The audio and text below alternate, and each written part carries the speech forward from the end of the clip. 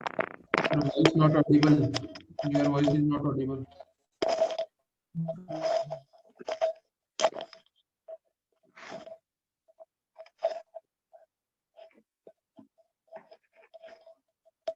Sir, your voice is not audible.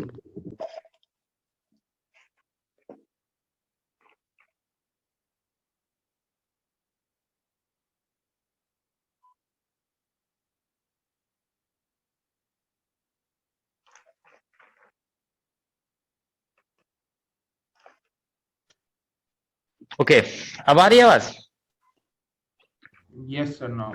ठीक है, तो ब्रीफली हम रिकैप करते हैं what we had covered in last class. देखिए हम लोग ये डिस्कस किए थे बेसिकली हम लोग वाइब्रेशन ऑफ सॉलिड, पहले इससे पहले जो टॉपिक था हमारा लैटिस वाइब्रेशन था, उसमें ये बताया गया था कि जब एटम्स जो है लैटिस के, ओके, दे वाइब्रेट, तो हम लोग ये कह रहे थे इफ वी सप्लाई हीट तो atoms will start vibrating. Okay, तो मतलब हम ये कह सकते हैं कि सॉलिड जो है वो हीट को एब्जॉर्ब करते हैं in the form of vibrational energy. Okay, vibrational energy of atoms. Okay, तो ये बेसिकली बताया गया था कि हीट जो है, हीट की वजह से बेसिकली सॉलिड में वाइब्रेशनल एनर्जी प्रोड्यूस होता है, वाइब्रेशनल एनर्जी। ठीक है, तो अगर हम ये कह रहे थे कि अगर हम कितना वाइब्रेशनल एनर्जी है वो कैलकुलेट कर लेते हैं तो हमें बेसिकली हीट एब्जॉर्ब निकल जाएगा, और ठीक है, तो उससे हमें हीट एब्जॉर्ब कैलकुलेट हो जाएगा। और जब हम हीट एब्जॉर्ब कैलकुलेट कर लेंगे, ठीक है ना, when once we calculate the heat absorb, तो हम उससे स्पेसिफिक हीट निकाल सकते हैं। तो हम लोग स्पेसिफिक हीट लास्ट क्लास में या हीट कैपेसिटी हम लोग डिस्कस किए लास्ट क्लास में, ठीक है ना, हीट कैपेसिटी। ठीक है, तो ये बेसिकली हमारा देखो थ्री थ्योरीज हम लोग डिस्कस किए थे। एक क्लासिकल थ्योरी था, क्लासिकल थ्योरी, तो उससे हमारा हीट कैपेसिटी जो है वो कांस्टेंट आया। ठीक है ना, this was constant at all, ठीक है ना, ऑल टेम्परेचर। ठीक है, तो this was one theory. Okay, दूसरा जो थ्योरी था वो आइंस्टाइन का थ्योरी था, आइंस्टाइन। तो उससे हमारी जो स्पेसिफिक हम लोग स्पेसिफिक हीट कैलकुलेट किए, तो वो basically C was proportional to, अगर आप देखें तो कुछ इस तरह का रिजल्ट आ रहा था, ई टू द पावर, ठीक है ना, E to the power T square, और फिर ऊपर में E to the power beta, ठीक है ना, बीटा इज बेसिकली 1/2 केबीटी है, ठीक है ना, ई टू पावर बीटा, और यहाँ पे और क्या था उसमें, बीटा, और बेसिकली हम लोग कैलकुलेशन कर रहे थे, ओमेगा पे इंटीग्रेट कर रहे थे ना, ठीक है, नहीं, बीटा एच क्रॉस ओमेगा था, ठीक है ना, it was beta H cross omega, क्योंकि उसमें ओमेगा पे इंटीग्रेट नहीं किया गया था, है ना। आइंस्टाइन मॉडल में वन ओमेगा की बात की गई, ठीक है ना, और नहीं, यहाँ पे ऐसे था, it was beta H cross omega और -1, ठीक है ना, एच क्रॉस ओमेगा और -1 का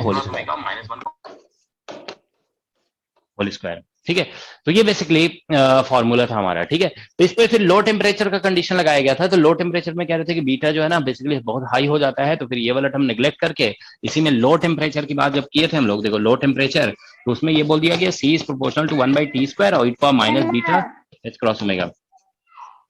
अच्छा, माइक तो ऑफ कर लिया करो आप लोग, ये एक मिनट।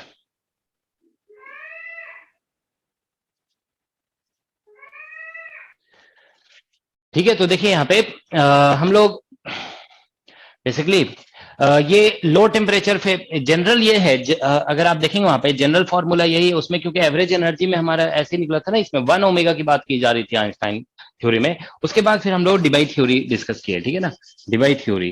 तो डिबाई थ्योरी में बेसिकली हम लोग देखिए बेसिकली ओमेगा का वैल्यू जो है ना, आप ऐसे कह सकते हो 0 टू ओमेगा डी तक लिया गया था, सम डिबाई फ्रीक्वेंसी हम लोग ये कह रहे थे, ठीक है ना, it is up to Debye frequency. तो इससे जो रिजल्ट हमारा आया, ठीक है ना, इट वाज जनरल रिजल्ट तो क्वाइट कॉम्प्लिकेटेड है, ठीक है ना, लेकिन लो टेम्परेचर पे जो रिजल्ट था, क्योंकि जनरल रिजल्ट आप देखेंगे तो वो इंटीग्रेशन ओमेगा डी तक किया हुआ था उसमें, ठीक है, तो लो टेम्परेचर पे ही इसका रिजल्ट सिर्फ हम लोग लिख रहे हैं, लो टेम्परेचर पे ये C proportional to T cube आ गया, ठीक है, that's what we got. Okay, तो देखिए डिबाई थ्योरी में बेसिकली ये जो रिजल्ट लिखा जाता है ना, दिस इज, ध्यान रखेंगे, this is due to lattice. अभी हम लोग जो डिस्कशन करें बाद में आप देखेंगे इलेक्ट्रॉनिक स्पेसिफिक हीट भी डिस्कस किया जाएगा, तो this is due to lattice vibration, ठीक है, स्पेसिफिक हीट का जो ये डिपेंडेंस बताया जा रहा है, this is because of lattice vibration. Okay, अगर क्या बोलते हैं हम इसमें इलेक्ट्रॉनिक कंट्रीब्यूशन भी कंसीडर करेंगे ना, तो प्रोपोर्शनल टू टी का टर्म भी आ जाता है। तो अभी बेसिकली हम लोग ये कह सकते हैं कि हम लोग इलेक्ट्रॉन का कंट्रीब्यूशन कंसीडर नहीं कर रहे हैं। तो इलेक्ट्रॉन का कंट्रीब्यूशन कंसीडर नहीं हो रहा है ना, तो इसीलिए देखिए इलेक्ट्रॉन का कंट्रीब्यूशन जनरली आप जानते हो कंडक्टिंग सॉलिड्स में यूज होता है, मतलब मेटल्स वगैरह में यूज होता है, ठीक है ना। तो हम लोग कंट्रीब्यूशन ऑफ इलेक्ट्रॉन वगैरह भी कंसीडर नहीं कर रहे हैं, this is only because of lattice vibration. तो लैटिस तो सभी में है, कंडक्टर में, नॉन कंडक्टर में भी है, ठीक है ना। तो नॉन कंडक्टर में बस इलेक्ट्रॉन का कंट्रीब्यूशन नहीं आता है, ठीक है। तो इसलिए बेसिकली ये ट्रू है, दिस इज ट्रू या वैलिड, ट्रू स्ट्रिक्टली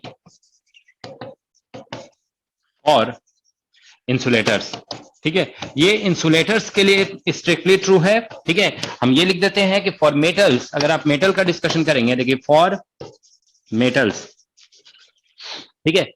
अगर हम मेटल्स के लिए डिस्कशन करते हैं, for metals electronic contribution,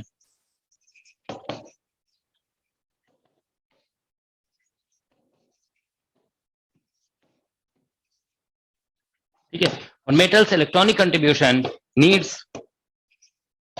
to be added, ठीक है। Need to be added, needs नहीं होता है, ठीक है, नीड टू बी एडेड, ठीक है। तो इलेक्ट्रॉनिक कंट्रीब्यूशन हमें ऐड करना पड़ेगा, जो हम लोग बाद में भी पढ़ेंगे, ठीक है ना। So that's the basic thing, okay. और लास्ट हम लोग जो रिजल्ट देखिए, ये सभी जो है ना बस डिपेंडेंस वगैरह कभी पूछा जा सकता है एग्जाम में, ठीक है। और लास्ट जो हम लोग रिजल्ट पढ़े कि इन डिबाई थ्योरी, इन डिबाई थ्योरी, अगर आप देखिए हम लोग डिस्पर्शन रिलेशन अगर इस तरह से लेते हैं, ठीक है ना, डिस्पर्शन रिलेशन जैसे omega proportional to K to the power S लेते हैं, ठीक है ना। तो फिर सी इज इक्वल टू हमारा, अब आप देख रहे थे कि basically C proportional to temperature to the power D by S आ जा रहा था, ठीक है ना। This we discussed at low temperature, at low temperature, ठीक है। तो ये लो टेम्परेचर में बेसिकली ये डिपेंडेंस आ रहा था, D divide by D is dimension, okay. D जो है हमारा डायमेंशन है, ठीक है। तो देखिए एग्जामिनेशन के पॉइंट ऑफ व्यू से जानते हो बस this much information is sufficient, okay. किसी भी एग्जाम में जानते हो इससे बियॉन्ड क्वेश्चंस नहीं पूछा जा सकता है, ठीक है। एक्चुअली हम जानते हो आपके असाइनमेंट को देख रहे थे, असाइनमेंट में कुछ ऐसे क्वेश्चन दिए हुए हैं ना जो मुझे मतलब थोड़ा सा मतलब असाइनमेंट जो है ना मतलब प्रॉपर नहीं बना हुआ है, ठीक है। उसमें कुछ क्वेश्चन डिबाई टेम्परेचर वगैरह से रिलेटेड दिया हुआ है, वो क्वेश्चन किसी एग्जाम में नहीं आता है, ठीक है। क्योंकि डिबाई टेम्परेचर वगैरह का फॉर्मूला फिर आपको पूरा याद रखना पड़ेगा, ठीक है। तो आप वो डिबाई टेम्परेचर के बहुत सारे क्वेश्चन थे। हाँ, तो उसमें जानते हो मतलब उसको आप छोड़ सकते हो, ठीक है, क्योंकि वो फॉर्मूला बेस्ड काफी ज्यादा हो जाता है। ऐसे आपको डिबाई टेम्परेचर, हम देखो इसमें दो टेम्परेचर का कॉन्सेप्ट इंट्रोड्यूस किया जाता है, एक डिबाई टेम्परेचर और एक आइंस्टाइन टेम्परेचर, ठीक है। तो वो हम थोड़ा बता देते हैं आपको, लेकिन मुझे लगता नहीं है कि इससे क्वेश्चन कभी आ सकता है एग्जाम में, बिकॉज दोज आर सम बिगर फॉर्मूले, ओके। और या तो फिर उस फॉर्मूले में आ गया तो फिर आपको डिराइव करना आना चाहिए, क्योंकि याद रखना मुझे भी याद नहीं है, ठीक है ना। तो देखो डिबाई टेम्परेचर, ठीक है, डिबाई टेम्परेचर हम आपको बता देते हैं कैसे बेसिकली वो हम आपको एक बेटर असाइनमेंट हम बना करके देते हैं, ठीक है ना, इन सभी टॉपिक का। लैटिस वाइब्रेशन का फिर भी असाइनमेंट ठीक है, उसको आप यूज कर सकते हो, ठीक है ना। ये जो थर्मल प्रॉपर्टीज का असाइनमेंट है ना वो ठीक नहीं है, ठीक है। हमें लगता है कि उस पैटर्न का नहीं बना हुआ है ये, ठीक है। तो एक हम एग्जामिनेशन पैटर्न का असाइनमेंट आप लोगों को प्रोवाइड करेंगे, कल तक प्रोवाइड कर देंगे, ठीक है। सो डिबाई टेम्परेचर, ठीक है। तो देखिए यहाँ पे डिबाई टेम्परेचर बेसिकली डिफाइन किया जाता है, इसको टी डी अगर मान लो बोल देते हैं, कुछ बुक्स में थीटा डी और इसको ऐसे थीटा डी लिखा हुआ रहता है बुक्स में, आप देखोगे, ठीक है ना। तो this is defined as h cross omega D और divided by basically k B, ठीक है ना, क्योंकि इसका यूनिट आप देखिए एनर्जी का यूनिट है, उसको के से डिवाइड कर दोगे ना, ये बोल्ट्जमैन कांस्टेंट है, तो इस तरह से लिखते हैं, ठीक है ना। तो अब बेसिकली आप देखिए यहाँ से अगर हम ओमेगा डी कैलकुलेट कर लेते हैं, if you calculate omega D, तो तभी तो हमारा बेसिकली थीटा डी निकल सकता है, ठीक है ना, डिबाई टेम्परेचर। तो ओमेगा डी निकालने के लिए अब हम लोग जानते हो क्या करते हैं, number of modes basically calculate करते हैं, ठीक है ना। तो इसके लिए हम लोग नंबर ऑफ मोड्स कैलकुलेशन करते हैं, ठीक है। तो हम लोग जानते हैं कि किसी भी देखो क्लासिकल मैकेनिक्स में भी ये बताया गया कि जितने डिग्री ऑफ फ्रीडम होंगे उतना ही मैक्सिमम नंबर ऑफ मोड्स हो सकता है, ठीक है। तो इसके लिए हम लोग फिर जो है ना नंबर ऑफ मोड्स कैलकुलेट करते हैं, ठीक है ना। तो number of modes is equal to basically हम लोग लिख देते हैं 3n, ओके। अगर n एटम्स हैं, n एटम्स अगर हैं, ठीक ठीक है ना, तो 3n basically per unit cell है ना, ये लिख दो पर यूनिट सेल, ठीक है। तो per unit primitive cell basically है, ठीक है। तो अगर तो नंबर ऑफ मोड्स हम लोग जो निकाल रहे हैं that is equal to 3n होगा, ठीक है।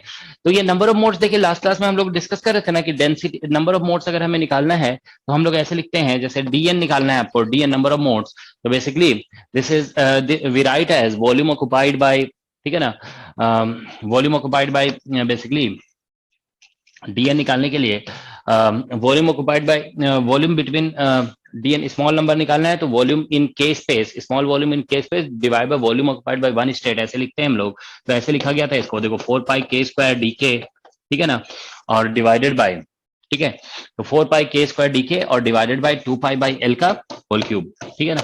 इस तरह से हम लोग नंबर ऑफ मोड्स निकाल रहे थे। तो इसको अगर हम कहेंगे ना कि इफ वी इंटीग्रेट इट, इसको हम इंटीग्रेट कर देते हैं पूरा, ठीक है ना, इस तरह से, तो यहां से हमें 3n मिलेगा, ठीक है ना। n नहीं मिलेगा, dn इंटीग्रेशन से n is just a representative number, nm लिख देते हैं हम, चलो यहाँ पे dnm ये नंबर ऑफ मोड्स है, ठीक है। तो इसको इंटीग्रेट करेंगे ना तो हमें टोटल नंबर ऑफ मोड्स यहाँ पे 3n है, तो ये बेसिकली यहां से मिलेगा, ठीक है ना। So that is equal to, ठीक है। तो यहां से आप देखिए अब हमारे पास डिस्पर्शन रिलेशन जो भी दिया हुआ रहेगा उसके अकॉर्डिंग हम इसको ओमेगा में चेंज कर देंगे, ठीक है ना। So will change into omega, ठीक है।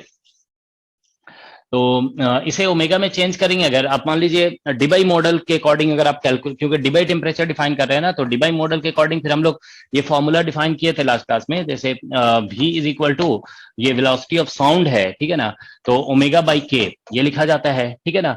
तो हम के की जगह पे लिख सकते हैं velocity of sound, sorry omega और डिवाइडेड बाय, सॉरी ओमेगा और divided by velocity of sound. Debye model में ओमेगा और के को प्रोपोर्शनल माना गया है, ठीक है ना। This is how we are defining velocity of sound, omega by k, ठीक है। तो हम लास्ट क्लास में बताए थे कि वेलोसिटी ऑफ साउंड लॉन्गिट्यूडिनल और ट्रांसवर्स मोड के लिए एक्चुअल में अलग होता है, लेकिन रफली कैलकुलेशन आप ऐसे कर सकते हो, ठीक है ना। You can do calculation like this, ठीक है। तो यहां से देखिए अगर हम लोग बेसिकली ये के की जगह पे पुट करेंगे तो यहां से 4 पाई और ये आ जाएगा हमारा ओमेगा स्क्वायर और बाय वी एस क्यूब और इंटू डी ओमेगा और divided bye 2 pi by L का होल क्यूब, ठीक है ना। तो ये सभी कुछ, तो अब यहाँ पे इसका इंटीग्रेशन कर दोगे 0 टू ओमेगा डी, ठीक है। तो अब देखिए यहां से 3n और डिवाइडेड बाय, ठीक है, ये बेसिकली 4 पाई और ये हो जाएगा बाई 3, इसको इंटीग्रेट करोगे ना तो ओमेगा डी का होल क्यूब, ठीक है ना, 4/3 पाई आर क्यूब के जैसा बन गया है, ठीक है। और into 1 by we s cube है ये, और यहाँ पे आ रहा है 2 पाई बाई एल का होल क्यूब, ठीक है। So that's what you have actually, ठीक है। तो यहां से आप ओमेगा डी देखिए ये एल क्यूब ऊपर आ जाएगा ना, तो ये basically number of atoms per unit volume बन जाएगा, तो इसको डेंसिटी आप लिख सकते हो, तो ये डेंसिटी बन जाएगा ऐसे, देखिए।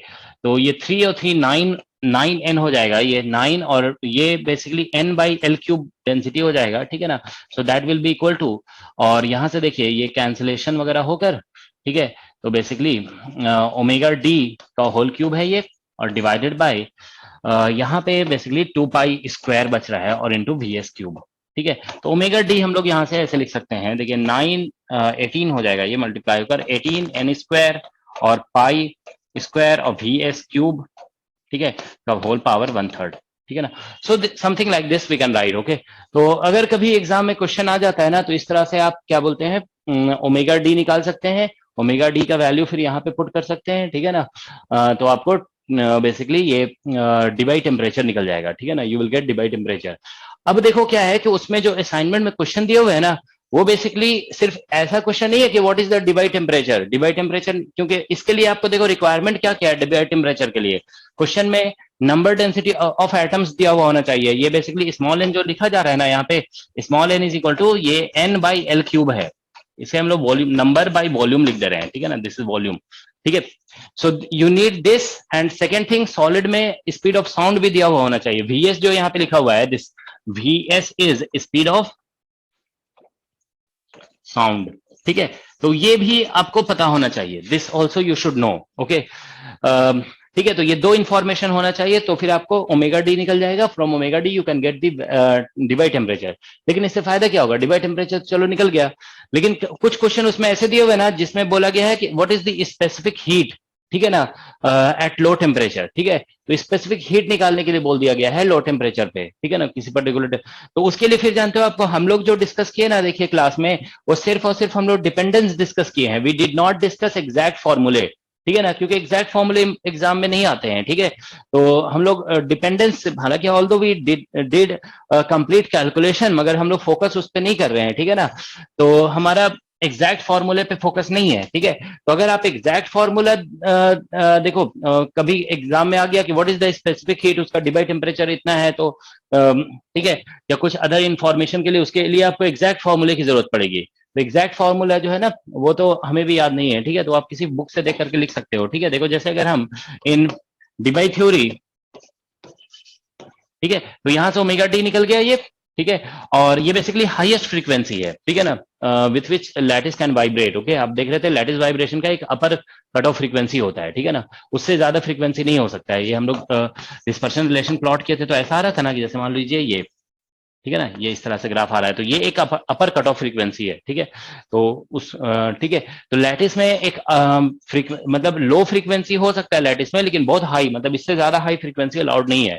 ठीक है, तो इसीलिए लैटिस को जो है ना हम लोग लो पास फिल्टर भी कहते हैं। ठीक है, लैटिस इज समटाइम्स कॉल्ड, या lattice behaves like low pass filter. Okay, इसका मतलब क्या है कि देखिए, जैसे सपोज करते हैं कि अगर किसी लैटिस में आप बहुत हाई फ्रीक्वेंसी का वाइब्रेशन इंड्यूस करना चाहते हो ना, तो लैटिस में हाई फ्रीक्वेंसी का वाइब्रेशन इंड्यूस नहीं हो सकता है।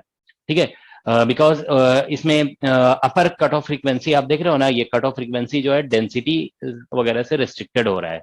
ठीक है ना, so remember very high frequency doesn't exist in lattice, so that's why lattice acts like low pass filter. Okay, ये आप ध्यान में रखोगे, lattice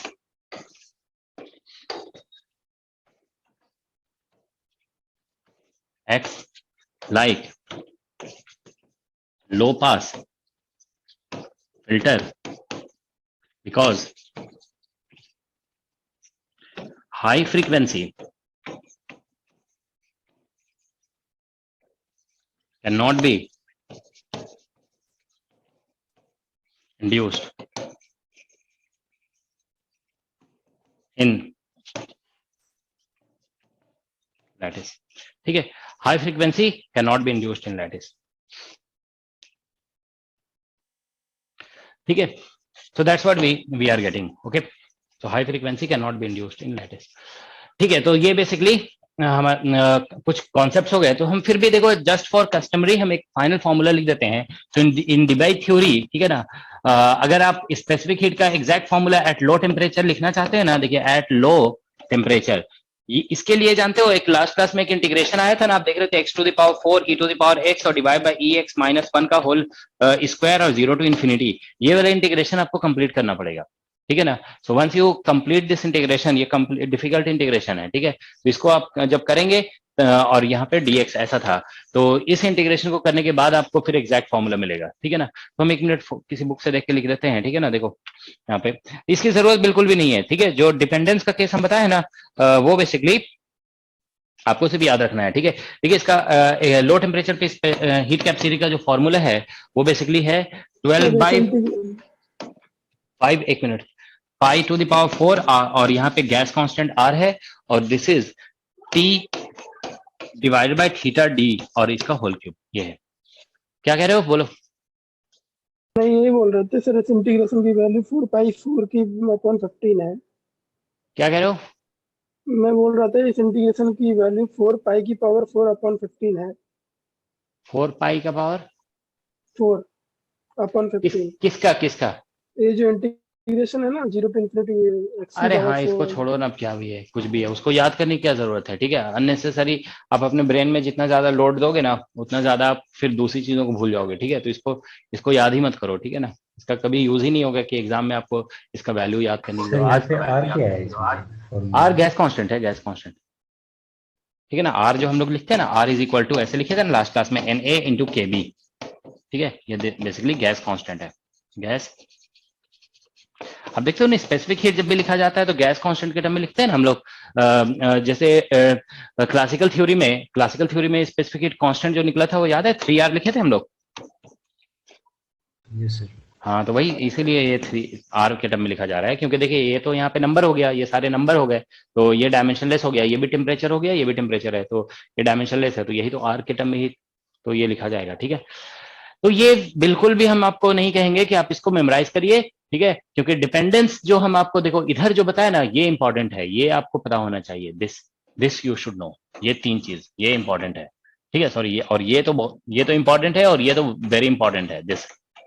ठीक है, तो बस यही एग्जाम में आ सकता है, नेट एग्जाम में आया है तो ये, ठीक है ना, this has been asked in NET exam. Okay, नहीं ये वेरी इंपॉर्टेंट हम किसको लिख रहे थे, वेरी इंपॉर्टेंट ये है, सॉरी ये वाला, ये वेरी इंपॉर्टेंट है।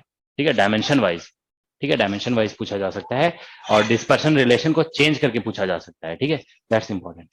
ठीक है, तो that's all about thermal vibration of solid. Okay, तो अगर देखो कभी आपसे पूछा जाता है कि आप basically specific heat of solid को कैसे एक्सप्लेन करते हो, तो आपका आंसर ये होगा कि देखिए स्पेसिफिक हीट ऑफ सॉलिड को 3 तरीके वेज में एक्सप्लेन किया जाता है। एक है क्लासिकल थ्योरी, जिसमें बस माना जाता है कि एटम्स मूव कर रहे हैं, उसमें देखो ना, क्लासिकल थ्योरी में ये माना जाता है ना कि ये जो एटम है वो किस, ठीक है ना, वो बेसिकली स्प्रिंग से अटैच्ड है और स्प्रिंग मास सिस्टम की तरह बिहेव कर रहा है।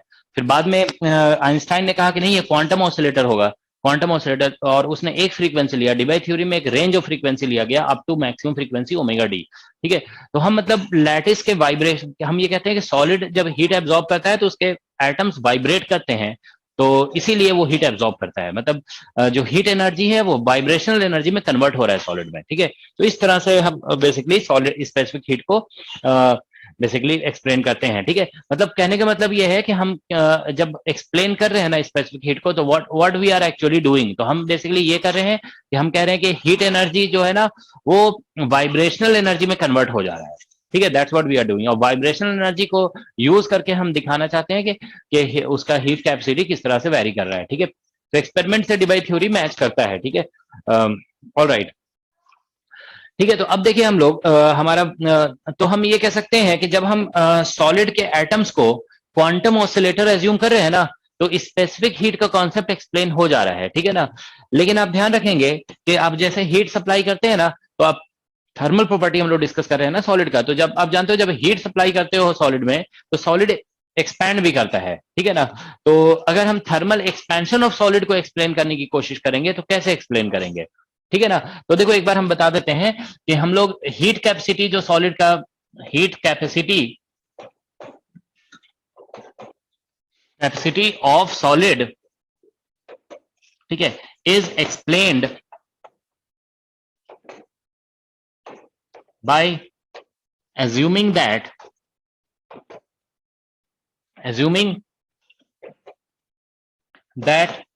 solid consists of quantum oscillator। ठीक है, सॉलिड क्वांटम ऑसिलेटर कंटेन कर रहा है। ठीक है, solid consist of quantum oscillator, मतलब ये जो एटम्स है ना वो क्वांटम ऑसिलेटर की तरह बिहेव कर रहे हैं। ठीक है, but remember this assumption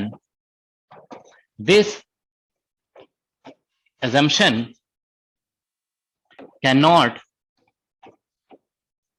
explain thermal expansion. ठीक है, तो इस assumption से आप थर्मल एक्सपेंशन ऑफ सॉलिड, ठीक है, तो थर्मल एक्सपेंशन ऑफ सॉलिड्स को आप इस assumption से एक्सप्लेन नहीं कर सकते हैं। ठीक है, इसका रीजन क्या है कि देखिए जब कोई ऑब्जेक्ट वाइब्रेट करता है ना, जब ऐसे वाइब्रेशन होगा, ठीक है, हार्मोनिक ऑसिलेटर में जो वाइब्रेशन होता है तो वो देखिए मीन पोजीशन के राइट में और मीन पोजीशन के लेफ्ट में इक्वल डिस्प्लेसमेंट होता है। ठीक है, तो इनके समझ रहे हैं ना, इन case of harmonic oscillator mean position के राइट और लेफ्ट डिस्प्लेसमेंट इक्वल होता है, तो इसीलिए एवरेज अगर हम डिस्प्लेसमेंट किसी भी एटम का देखेंगे ना तो 0 होता है। ठीक है, तो ये ध्यान रखेंगे कि वही लिखा गया है, this assumption can not explain thermal expansion of solid because for simple harmonic oscillator अगर आप देखेंगे तो एक्स का जो एवरेज वैल्यू होता है ना दैट इज इक्वल टू 0 होता है। ठीक है। For simple harmonic oscillator x average value, ये क्वांटम मैकेनिक्स से भी एक्सप्लेन किया जा सकता है, क्लासिकल से भी एक्सप्लेन किया जा सकता है, दोनों तरीके से, चाहे वो क्वांटम ऑसिलेटर हो या फिर क्लासिकल ऑसिलेटर, दोनों के लिए एक्स का एवरेज जो है वो 0 होता है। ओके, ये ध्यान रखेंगे। For this is for both classical and quantum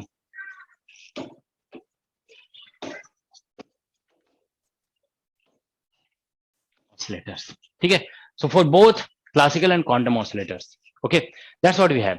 So for simple harmonic oscillator x average 0 है। ठीक है, तो इसका मतलब है कि ऑन एवरेज एटम डिस्प्लेस हो ही नहीं रहा है, तो डिस्प्लेस नहीं हो रहा है तो थर्मल एक्सपेंशन होगा कैसे? ठीक है ना, तो इसीलिए तो इसके लिए देखो क्या करते हैं, टू एक्सप्लेन, देखो अब हम लोग यहाँ पे डिस्कस कर रहे हैं थर्मल एक्सपेंशन ऑफ सॉलिड। ठीक है, तो थर्मल एक्सपेंशन ऑफ सॉलिड। ठीक है, तो देखो to explain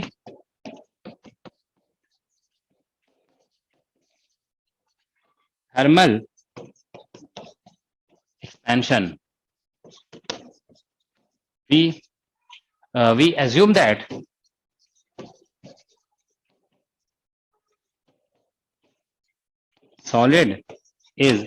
solid consists of an harmonic oscillator। देखिए एन हार्मोनिक ऑसिलेटर में क्या होता है, okay, in case of an harmonic oscillator what happens is that कि इस केस में बेसिकली जो वाइब्रेशन होता है ना वो सिमेट्रिक नहीं होता है।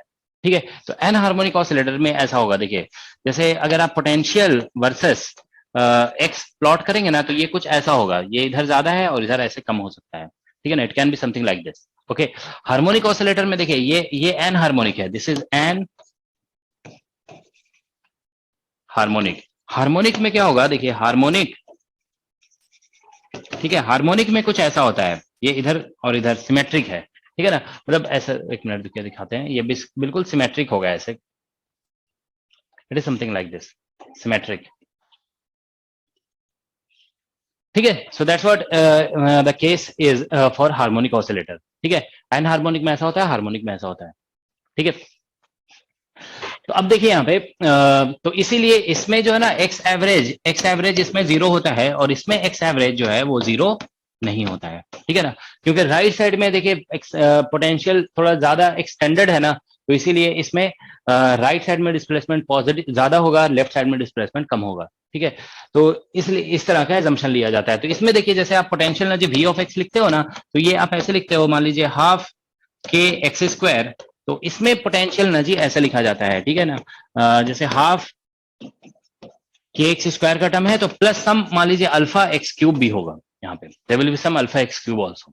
ठीक है, तो ये बेसिकली एसिमेट्रिक टर्म है। ठीक है, क्योंकि एक्स स्क्वायर वगैरह का जो टर्म होता है ना, मान लीजिए हम x4 इसमें ऐड करेंगे, x4 ऐड करेंगे ना तो वो सिमेट्रिक, वो भी बेसिकली इवन फंक्शन होगा, तो उससे भी सिमेट्रिक केस आ जाएगा, तो that will also be symmetric case. Okay, तो एक्स क्यूब यहाँ पे प्रेजेंट होगा बेसिकली। तो अब अगर आप तो मतलब देखिए अब इसकी थ्योरी ज्यादा डिस्कस नहीं करना है, कभी एग्जाम में जो है ना बस ये कॉन्सेप्ट पूछा जा सकता है कि how do we explain the thermal expansion of solid. तो थर्मल एक्सपेंशन ऑफ सॉलिड हम लोग इस तरह से एक्सप्लेन करते हैं। ठीक है, तो अब कभी आपसे ये नहीं बोला जाएगा कि calculate the thermal expansion of solid, क्योंकि अगर हम पोटेंशियल एनर्जी को इतना ले लेते हैं ना तो फिर इंटीग्रेशन काफी डिफिकल्ट हो जाता है। ठीक है, क्योंकि एक्स क्यूब टर्म आ गया ना यहाँ पे। हार्मोनिक ऑसिलेटर के लिए आप कैलकुलेशन इजिली कर सकते हैं, but for this case calculation is somewhat difficult actually. ठीक है, तो बस इतना ही इंफॉर्मेशन देखिए हम आपको थर्मल एक्सपेंशन ऑफ सॉलिड के बारे में बता रहे हैं। ठीक है, अब ठीक है, क्योंकि इन सभी टॉपिक से क्वेश्चन ज्यादा पूछे नहीं जाते हैं। ठीक है, क्वेश्चन जो पूछा जाता है वो बेसिकली इसी से स्पेसिफिक हीट से पूछा जाता है। ठीक है, ओके, तो अब देखिए हम लोग नेक्स्ट जो डिस्कस करने जा रहे हैं ना, वो कल हम लोग जैसे डिस्कस किए थे डेंसिटी ऑफ स्टेट्स वगैरह। ठीक है, तो अब उससे रिलेटेड जो है ना क्वेश्चन, जैसे अभी हम देख रहे थे कि एटम्स वगैरह वाइब्रेट कर रहे हैं। ठीक है, तो क्वेश्चन पूछा जा सकता है what is the average energy, what is the total energy. Okay, these things sometimes asked in exam. Okay, तो हम लोग यहाँ पे using the concept of density of state अभी वो सभी चीजें हम लोग कैलकुलेट करेंगे। ठीक है, ठीक है, so now let us calculate total and average energy, या टोटल एनर्जी, एवरेज एनर्जी, और साथ में एक हम चलो यहाँ पे फर्मी, ठीक है, ऐसे लिख देते हैं, Fermi total and average energy, ठीक है ना, ऑफ ए सिस्टम, ठीक है। So this we are going to discuss. अब ये सिस्टम जान तो कुछ भी हो सकता है, it can be electrons, okay, it can be basically atoms, okay, कुछ भी हो सकता है, ठीक है। अभी हम जनरल डिस्कशन कर रहे हैं, ठीक है। ये वेरी इंपॉर्टेंट डिस्कशन है, this is asked in exam, okay. अभी आप देखोगे इससे कई क्वेश्चंस पूछे गए हैं डिफरेंट एग्जाम में, तो वो हम लोग डिस्कस कर रहे हैं, ठीक है। So Fermi energy, total energy and average energy of a system, ठीक है। तो ये इलेक्ट्रॉन्स के लिए भी यूज हो सकता है, this can be use for atoms also, ठीक है। तो अभी हम लोग ये डिस्कशन, ठीक है, तो बेसिकली अभी ये जो डिस्कशन हम लोग कर रहे हैं ना, सपोज कर लो कि अभी हम जीरो टेम्परेचर पे कर रहे हैं ये डिस्कशन, ठीक है ना। बाद में इसको हम लोग सम फाइनाइट टेम्परेचर भी करेंगे, ठीक है। This is at suppose zero temperature. तो जीरो टेम्परेचर का मतलब हो गया कि सिस्टम जो है वो ग्राउंड स्टेट में होगा, ठीक है। तो system is in ground state,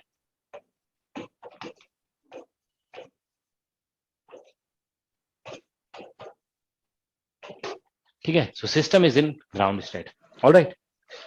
तो देखिए अब हम लोग, तो देखिए सबसे पहले यहाँ पे फर्मी एनर्जी हम लोग डिफाइन करते हैं, ठीक है। देखिए फर्मी, एक फर्मी एनर्जी,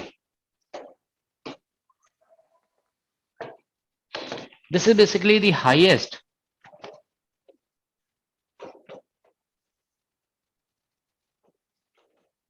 ऑक्यूपाइड एनर्जी है, ठीक है, हाईएस्ट ऑक्यूपाइड एनर्जी, ठीक है, at T equal to zero. T equal to zero पे जो हाईएस्ट ऑक्यूपाइड एनर्जी होगा, ओके, उसी को हम लोग फर्मी एनर्जी कहेंगे, ठीक है। तो देखिए लास्ट क्लास में हम लोग जैसे डिस्कस किए थे ना कि state of system is represented by A point in के स्पेस, ओके। तो इसका मतलब ये है कि देखिए जैसे हम लोग एनर्जी लिखते हैं, तो डिस्पर्शन रिलेशन में ऐसे लिखा था ना, E is proportional to K to the power S. तो के का अगर वैल्यू हायर एंड हायर लेंगे, ठीक है ना, तो बेसिकली एनर्जी भी हायर एंड हायर होगा, ठीक है। जनरल बात कर रहे हैं कि E is proportional to K to the power S लिखा गया था लास्ट क्लास में। तो if energy is higher and higher then basically sorry K is higher then energy will also be higher, ठीक है। तो अगर हम जैसे यहाँ पे हाईएस्ट ऑक्युपाइड एनर्जी की बात कर रहे हैं, तो वहां पे एक कॉन्सेप्ट आएगा हाईएस्ट के वेक्टर ऑल्सो, ठीक है। तो उसे हम लोग फर्मी वेव वेक्टर बोलते हैं, ठीक है। सो that is called Fermi wave vector, ठीक है। तो फर्मी वेव वेक्टर बेसिकली है, this is wave vector for highest occupied state,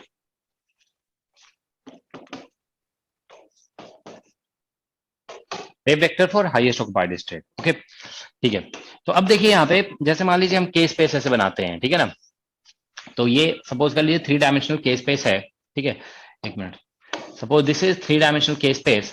तो हम लोग इसमें सपोज यहाँ पे ये पॉइंट्स जो हम बना रहे हैं, these are suppose represent state of the system, क्योंकि के स्पेस का हर पॉइंट हम जैसे लास्ट क्लास में डिस्कस कर रहे थे, ये रिप्रेजेंट करता है स्टेट ऑफ सिस्टम को। तो सपोज कर लो हम कहते हैं कि यहाँ तक के जो पॉइंट्स है ना, ये ऑक्युपाइड है, ये बेसिकली हमारा केएफ हो गया। तो इस तरह से ये एक स्फेयर को रिप्रेजेंट करेगा। अगर मान लो ये टू डायमेंशन में, तो एक सर्कल को रिप्रेजेंट करेगा, ठीक है ना। सॉरी, टू डायमेंशन में ये बेसिकली सर्कल एक डिस्क हो जाएगा, ठीक है। थ्री डायमेंशन में ये एक स्फेयर होगा, ठीक है ना। तो ये बेसिकली हम कह रहे हैं कि ये सभी इसके अंदर के जितने भी पॉइंट्स होंगे ना, ये ऑक्यूपाइड स्टेट होंगे, और इसके बाहर के जो पॉइंट्स होंगे ये सभी, ठीक है ना, ये सभी अनऑक्युपाइड स्टेट होंगे, ठीक है। दीज आर, ठीक है। तो ये डिस्कशन ध्यान रखेंगे, इलेक्ट्रॉन्स के लिए भी यूज हो सकता है, this can be use for atoms etcetera also, ठीक है। तो ये जनरल डिस्कशन है, ठीक है। तो यहाँ पे ये अंदर के जो डॉट्स हैं ये ऑक्यूपाइड स्टेट हैं, ऑक्यूपाइड स्टेट्स, और आउटसाइड के जो स्टेट्स हैं दीज आर अनऑक्यूपाइड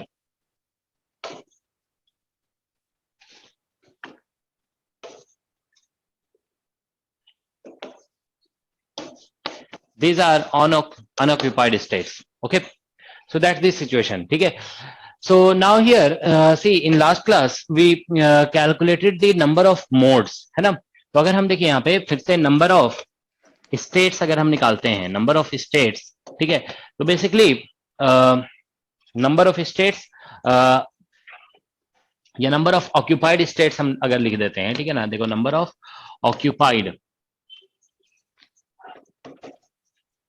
states, ठीक है, at t equal to 0. अगर हम ये निकालना चाहते हैं तो this will be equal to volume of k space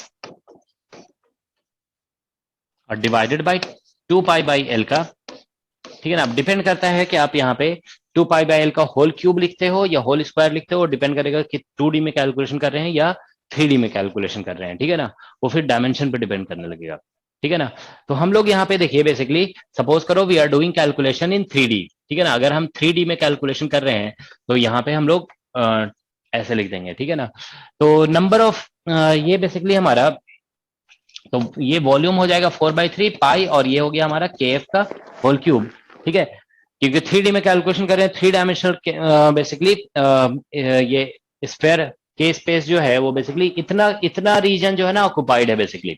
तो नंबर ऑफ ऑक्युपाइड स्टेट्स हम लोग कैलकुलेट कर रहे हैं. तो this much region is occupied. तो इस पूरे वॉल्यूम को हमने निकाल लिया और उसको वॉल्यूम ऑक्युपाइड बाय दिस, ये जो टर्म है इसको बोलते हैं volume occupied bye 1 state. Okay, तो ये 2 पाई बाई एल का होल क्यूब हो गया. तो ये बेसिकली आप ये कह सकते हो this is number of occupied state है, नंबर ऑफ ऑक्युपाइड स्टेट्स, ठीक है. अब देखिए ये जो है ना basically number of occupied state, देखिए के का जो कॉन्सेप्ट आता है ना वो basically spatial part of wave function में आता है. जैसे हम लोग कल भी लिख रहे थे ना कि अगर आप मान लीजिए 2 डायमेंशन में, सॉरी 1D बॉक्स की बात करते हो तो साई इज इक्वल टू हम लोग लिखते हैं ऐसे √2/L और यहाँ पे साइन n पाई x और बाई L. तो ये जो टर्म है हमारा इसको हम लोग kx लिख रहे थे, ठीक है ना. This is kx. तो देखिए ये special part of wave function है. अच्छा आप लोग माइक ऑफ रखा करो, ठीक है ना.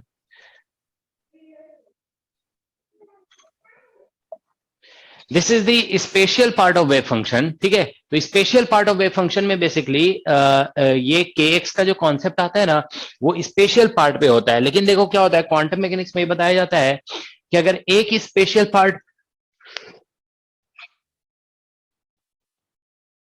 देखो क्वांटम मैकेनिक्स में ये बताते हैं कि अगर वेव फंक्शन का एक स्पेशल पार्ट है ना तो ऐसा हो सकता है कि उसको एक अप स्पिन का इलेक्ट्रॉन ऑक्युपाई कर रहा है और एक डाउन स्पिन का इलेक्ट्रॉन ऑक्युपाई कर रहा है, ऐसा भी हो सकता है, ठीक है ना. वो डिपेंड करेगा कि स्पिन ऑफ सिस्टम कितना है, ठीक है ना. डिपेंड करेगा कि तो स्पिन ऑफ सिस्टम पे डिपेंड करता है बेसिकली.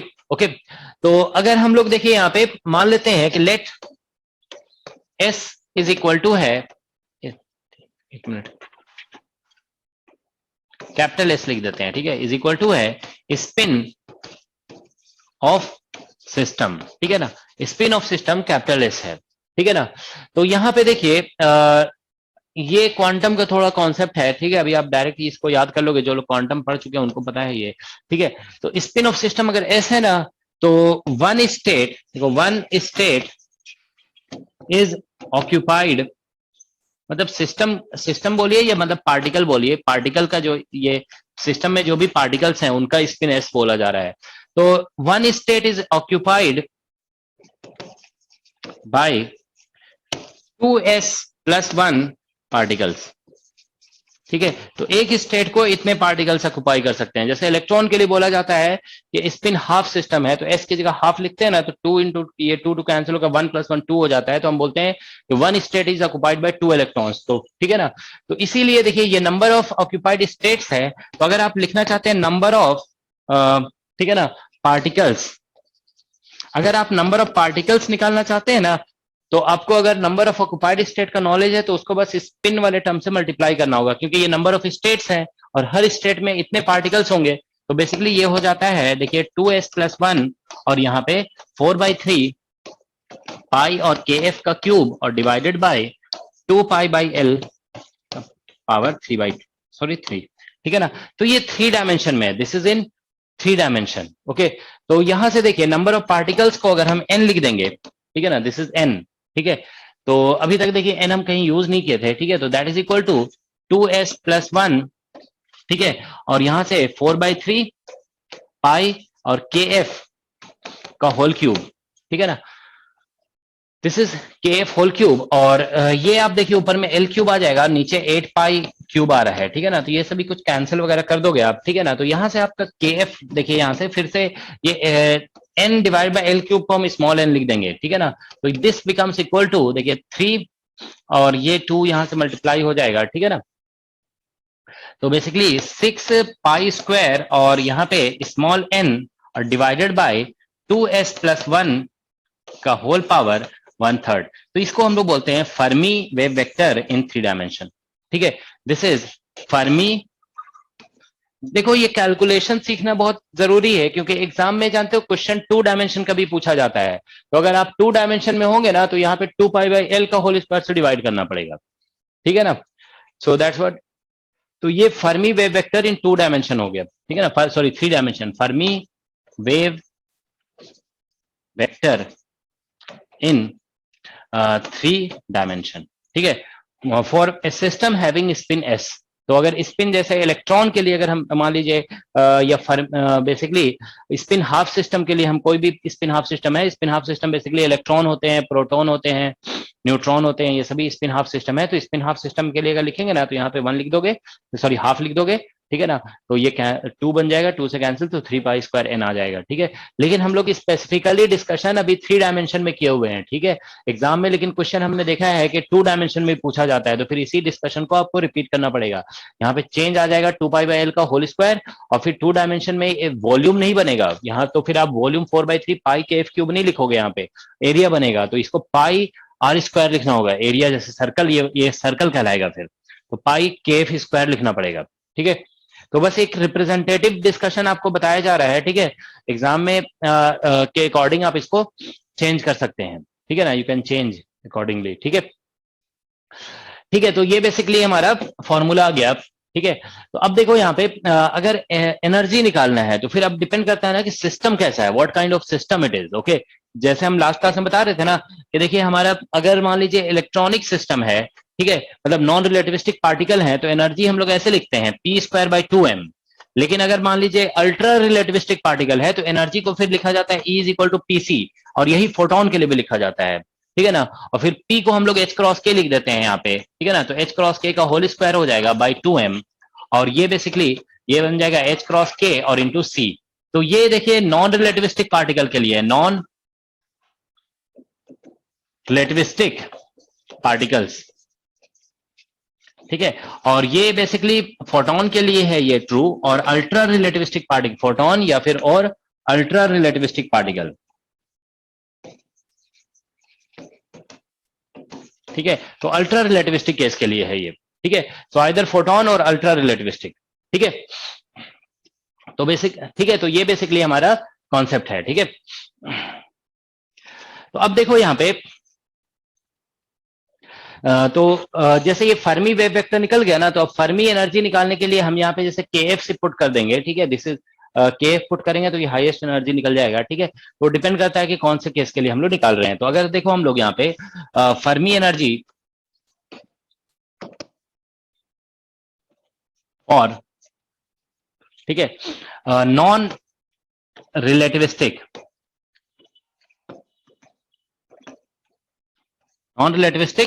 पार्टिकल्स, तो नॉन रिलेटिविस्टिक पार्टिकल्स के लिए अगर लिखते हैं, तो ये EF is equal to basically ऐसा हो जाएगा, इसे आप ऐसे लिख दोगे PF, ये फर्मी मोमेंटम भी इसको कह सकते हो, PF²/2m हो जाएगा, ठीक है ना। तो ये basically h cross kf square और डिवाइड बाय 2m ऐसे लिख देंगे, और kf का वैल्यू बस यहाँ पे पुट करना होगा, ठीक है ना। तो kf का वैल्यू आप पुट करेंगे यहाँ पे, तो EF इज इक्वल टू, ठीक है, this will be equal to, यहाँ से देखिए 6 पाई स्क्वायर और n और डिवाइडेड बाय 2s प्लस 1 का पावर 3/2 हो जाएगा, ठीक है। और यहाँ से h बार स्क्वायर, ये h बार स्क्वायर है यहाँ पे, और डिवाइड बाय 2m, k का वैल्यू बस यहाँ पे पुट किया गया है, ठीक है ना। अच्छा 2/3 होगा ना यहाँ पे, सॉरी दिस इज 2/3, क्योंकि हम स्क्वायर कर रहे हैं यहाँ पे, और यहाँ पे 1/3 है, ठीक है। तो ये रिजल्ट आ रहा है, ठीक है। तो पर्टिकुलरली अगर इलेक्ट्रॉन के लिए आप देखेंगे, ठीक है ना। If you want to calculate for electron, तो इलेक्ट्रॉन के लिए कैलकुलेशन अगर करना चाहते हैं, ठीक है ना, तो बस यहाँ पे स्पिन हाफ, वहां पे एस की जगह हाफ लिखना पड़ेगा। ठीक है, तो आप ध्यान रखेंगे, देखिए अगर कभी कैलकुलेशन आ गया फॉर इलेक्ट्रॉन, ठीक है ना, proton, neutron, S equal to हम हाफ लिख देते हैं, तो फिर आप हाफ लिख देंगे तो उसके अकॉर्डिंग ये फॉर्मूला मॉडिफाई हो जाएगा। ठीक है ना, ये स्पिन ऑफ द सिस्टम है। ठीक है, ऑलराइट, तो ये इस पे क्वेश्चंस पूछे गए, इसलिए देखो हम डिस्कस कर दिए हैं ये। हालांकि ये चीज जो है ना क्वांटम वगैरह में भी डिस्कस किया जाता है, स्टैटिस्टिकल मैकेनिक्स में भी इसको डिस्कस किया जाता है। ठीक है ना, तो ये कॉमन टॉपिक है सभी का, क्वांटम का, स्टैटिस्टिकल का, या सॉलिड स्टेट फिजिक्स का। ठीक है, ऑलराइट, तो अब देखिए हम लोग यहाँ पे एक एक कैलकुलेशन इसमें और होता है। जैसे हम लोगों ने यहाँ पे फर्मी एनर्जी निकाला ना, ऊपर में देखो हम लिखे हुए भी है, ठीक है ना, कि टोटल एनर्जी निकालने के लिए बोला जाता है Fermi energy, total energy and average energy at टी=0। टोटल एनर्जी का मतलब क्या हुआ, देखिए यहाँ पे ये फर्मी एनर्जी मतलब बेसिकली क्या हो रहा है जानते हो, जो मतलब यहाँ पे इस स्टेट को जो इलेक्ट्रॉन ऑक्युपाई कर रहा होगा ना, बिल्कुल हाईएस्ट ऑक्युपाइड स्टेट को जो इलेक्ट्रॉन ऑक्युपाई कर रहा है, या जो भी मतलब पार्टिकल ऑक्युपाई कर रहा है, ये उसकी एनर्जी है। It is energy of the particle which has occupied the highest state at t=0। ठीक है ना, लेकिन कुछ पार्टिकल्स तो ऐसे भी है ना जो अंदर में यहाँ पे ऑक्युपाई किए हुए हैं, ये सभी स्टेट्स को ऑक्युपाई किए हुए हैं। कुछ पार्टिकल की एनर्जी कम है, कुछ पार्टिकल की एनर्जी ज्यादा है। ठीक है ना, तो हर तरह के पार्टिकल है, some particle have low energy, some particles have high energy. तो हम लोग टोटल एनर्जी निकालना चाहते हैं, तो अब यहाँ पे सभी पार्टिकल की एनर्जी का सम करना पड़ेगा। You will have to sum the energy of all particles. Okay, तो हम लोग यहाँ पे देखिए टोटल एनर्जी निकालने जा रहे हैं। ठीक है ना, तो टोटल, ठीक है, देखिए टोटल एनर्जी, ठीक है, तो टोटल एनर्जी निकालने के लिए आपको सम करना होगा ऑन ऑल पार्टिकल्स। ओके, तो इसके लिए देखिए हम लोग यहाँ पे ऐसे लिखेंगे, जैसे बेसिकली ई टोटल, तो इसे हम लोग सम करने जा रहे हैं। ठीक है ना, एनर्जी पहले कैलकुलेट करेंगे, 0 से लेकर EF लिख देंगे यहाँ पे। ठीक है ना, EF, और यहाँ पे हम लोग ये नंबर ऑफ पार्टिकल्स पे हम सम कर रहे हैं। ये DN जो है ना, ये पार्टिकल है, नंबर ऑफ पार्टिकल्स। तो आप जानते हैं नंबर ऑफ पार्टिकल को नंबर ऑफ स्टेट से रिलेट किया जा सकता है। देखिए DN जो नंबर ऑफ पार्टिकल्स होते हैं ना, ठीक है, number of particles that is equal to, हम लोग अभी जैसे लिख रहे थे 2s+1 होता है, और into D number of states. आपको ये पता चल गया ना कितने स्टेट्स हैं, उसमें हर स्टेट में 2s+1 पार्टिकल पुट किया जा सकता है। ठीक है, तो ये नंबर ऑफ स्टेट्स से इस तरह से लिखा जा सकता है। ठीक है ना, तो हम लोग नंबर ऑफ स्टेट्स जैसे डेंसिटी ऑफ स्टेट डिफाइन करते हैं ना, उसके अकॉर्डिंग आप देखिए यहाँ पे ई टोटल, तो ई टोटल इज इक्वल टू, आप ऐसे लिख सकते हैं, देखिए ई, और यहाँ पे नंबर ऑफ, देखिए डेंसिटी ऑफ स्टेट जब डिफाइन करते हैं ना DE, तो ये लास्ट क्लास में बताया गया था आपको, ये नंबर ऑफ स्टेट्स होता है और divide bye per unit energy range, ये स्टेट्स है, नंबर ऑफ स्टेट्स। ठीक है, तो नंबर ऑफ स्टेट्स को हम लोग ऐसे लिख सकते हैं, देखिए डेंसिटी ऑफ स्टेट, यहां से देखिए ये 2s+1 आउटसाइड आ जाएगा। ठीक है, यू गेट 2s+1 आउटसाइड, ये नंबर ऑफ पार्टिकल्स की जगह ये पुट कर रहे हैं, और नंबर ऑफ स्टेट्स यहां से क्रॉस मल्टीप्लाई करके लिख दोगे density of state into DE। ठीक है, so you can write like this, okay, if you want. Okay, तो ये एक फॉर्मूला है बेसिकली टोटल बेसिकली एनर्जी को कैलकुलेट करने का। ठीक है ना, ओके, तो हम लोग अब यहाँ पे वैल्यूज पुट करेंगे अगर डेंसिटी ऑफ स्टेट, अगर हम ऐसा ना करें डायरेक्ट हम नंबर ऑफ स्टेट्स निकाले हुए ना, वो भी अगर हम पुट कर दें यहाँ पे, तो उससे भी कैलकुलेशन किया जा सकता है, but this is a way to write it. Okay, ठीक है, तो अगर हम देखें यहाँ पे, ऑलराइट, तो अगर हम देखो यहाँ पे टोटल एनर्जी इस तरह से निकाला जा सकता है। अगर हम टोटल नंबर ऑफ पार्टिकल्स निकालते हैं, जैसे हमारे पास नंबर ऑफ पार्टिकल ये है, तो हम इसको ऐसे लिख सकते हैं ना, देखिए एक जस्ट ए मिनट, देखो ये जो है ना डी, इसको हम अगर DN नंबर ऑफ पार्टिकल्स पे इसको इंटीग्रेट करते हैं, ठीक है ना, तो हमें टोटल नंबर ऑफ पार्टिकल्स मिल जाएगा। ठीक है, N is the number of particles actually. ठीक है ना, तो देखिए DN पार्टिकल्स को, सारे पार्टिकल्स को इंटीग्रेट करोगे तो ये टोटल नंबर ऑफ पार्टिकल तो मिलेगा ही ना। तो DN पार्टिकल्स को हम ऐसे लिख रहे हैं, देखिए 2 इंटू s+1 और D नंबर ऑफ स्टेट्स। ठीक है, और नंबर ऑफ स्टेट्स को हम यहां से क्रॉस मल्टीप्लाई करके ऐसे लिख सकते हैं, तो देखिए N इज इक्वल टू, ठीक है ना, तो N इज इक्वल टू इसे ऐसे लिखा जा सकता है 2s+1। ठीक है, और यहां से, ठीक है, ये हम लोग यहाँ पे देखिए डेंसिटी ऑफ, ये ऐसे लिख सकते हैं डेंसिटी ऑफ स्टेट और इनटू DE। ठीक है। अब ये इंटीग्रेशन 0 से फर्मी एनर्जी तक हो जाएगी, ठीक है ना। This is also 0 to Fermi energy, ठीक है, इस तरह से, क्योंकि इंटीग्रेशन एनर्जी पे है ना। तो देखिए ये हमें दे रहा है नंबर ऑफ, ठीक है ना, ये हमें दे रहा है नंबर ऑफ बेसिकली पार्टिकल्स, और ये हमें दे रहा है टोटल एनर्जी, ये हमें टोटल एनर्जी दे रहा है, ठीक है ना। देखो ये दो इंपॉर्टेंट रिजल्ट्स हैं, ठीक है ना। तो अब हम जैसे देखो यहां से एवरेज एनर्जी अगर निकालते हैं, ठीक है ना, एवरेज एनर्जी, ठीक है। अभी हम फॉर्मूला वगैरह डेवलप नहीं किया, फॉर्मूला तो बाद में भी डेवलप किया जा सकता है, ठीक है, बट एक important result finally average energy, ये इंपॉर्टेंट है, इसको हम लोग देखो डिस्कस करें। तो एवरेज एनर्जी जो होगा ना बेसिकली, वो बेसिकली ई टोटल, ये टोटल नंबर ऑफ पार्टिकल्स, ठीक है ना, ई टोटल और डिवाइड बाय नंबर, ठीक है ना, that's what you have, okay. तो ये बेसिकली एवरेज एनर्जी है, ठीक है। तो देखिए अब हम बिना कुछ कैलकुलेशन किए हुए एवरेज एनर्जी का एक जनरल फॉर्मूला निकालेंगे। देखिए we will not do any calculation, ठीक है ना, कोई कैलकुलेशन नहीं किया जाएगा यहाँ पे, ठीक है। तो फिर भी आप देखिए एवरेज एनर्जी का एक जनरल फॉर्मूला निकल सकता है, ठीक है। तो ये कैसे निकलेगा, हम लोग डेंसिटी ऑफ स्टेट कल निकाले थे ना, जनरल फॉर्मूला क्या था, general formula of density of state, general मतलब डिपेंडेंस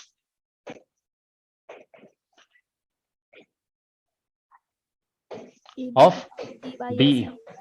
हाँ तो उसमें देखो पहले हम यहाँ पे ऐसे लिख देते हैं, डिस्पर्शन रिलेशन। डिस्पर्शन रिलेशन अगर मान लीजिए हमारा ये है, E is proportional to K to the power S, हम लोग लिखे हुए थे, याद है ना, we had written K by S। तो S यहाँ पे थोड़ा कंफ्यूजन हो सकता है, यहाँ पे एक्चुअली हम स्पिन को लिख दिया ना S, तो इसीलिए इसको मत लिखो, आप ऐसा करो K टू द पावर यहाँ पे समथिंग बीटा लिख दे, मतलब कुछ भी लिख दो, ठीक है ना। मान लो हम S के बाद जो है ना यहाँ पे मान लो T लिख देते हैं, ठीक है ना, टेम्परेचर टाइम, सर टी लिख दीजिए। कुछ भी लिख दो, ठीक है, P लिख दें, चलो P लिख देते हैं। अच्छा P यूज हो रहा है ना, आप मोमेंटम के लिए यूज कर रहे हैं, ठीक है ना। चलो हम ऐसा करते हैं ना, कुछ और दूसरा सिंबल यूज कर देते हैं, एक्स कर लीजिए। स्मॉल एल सर यूज कर सकते हैं।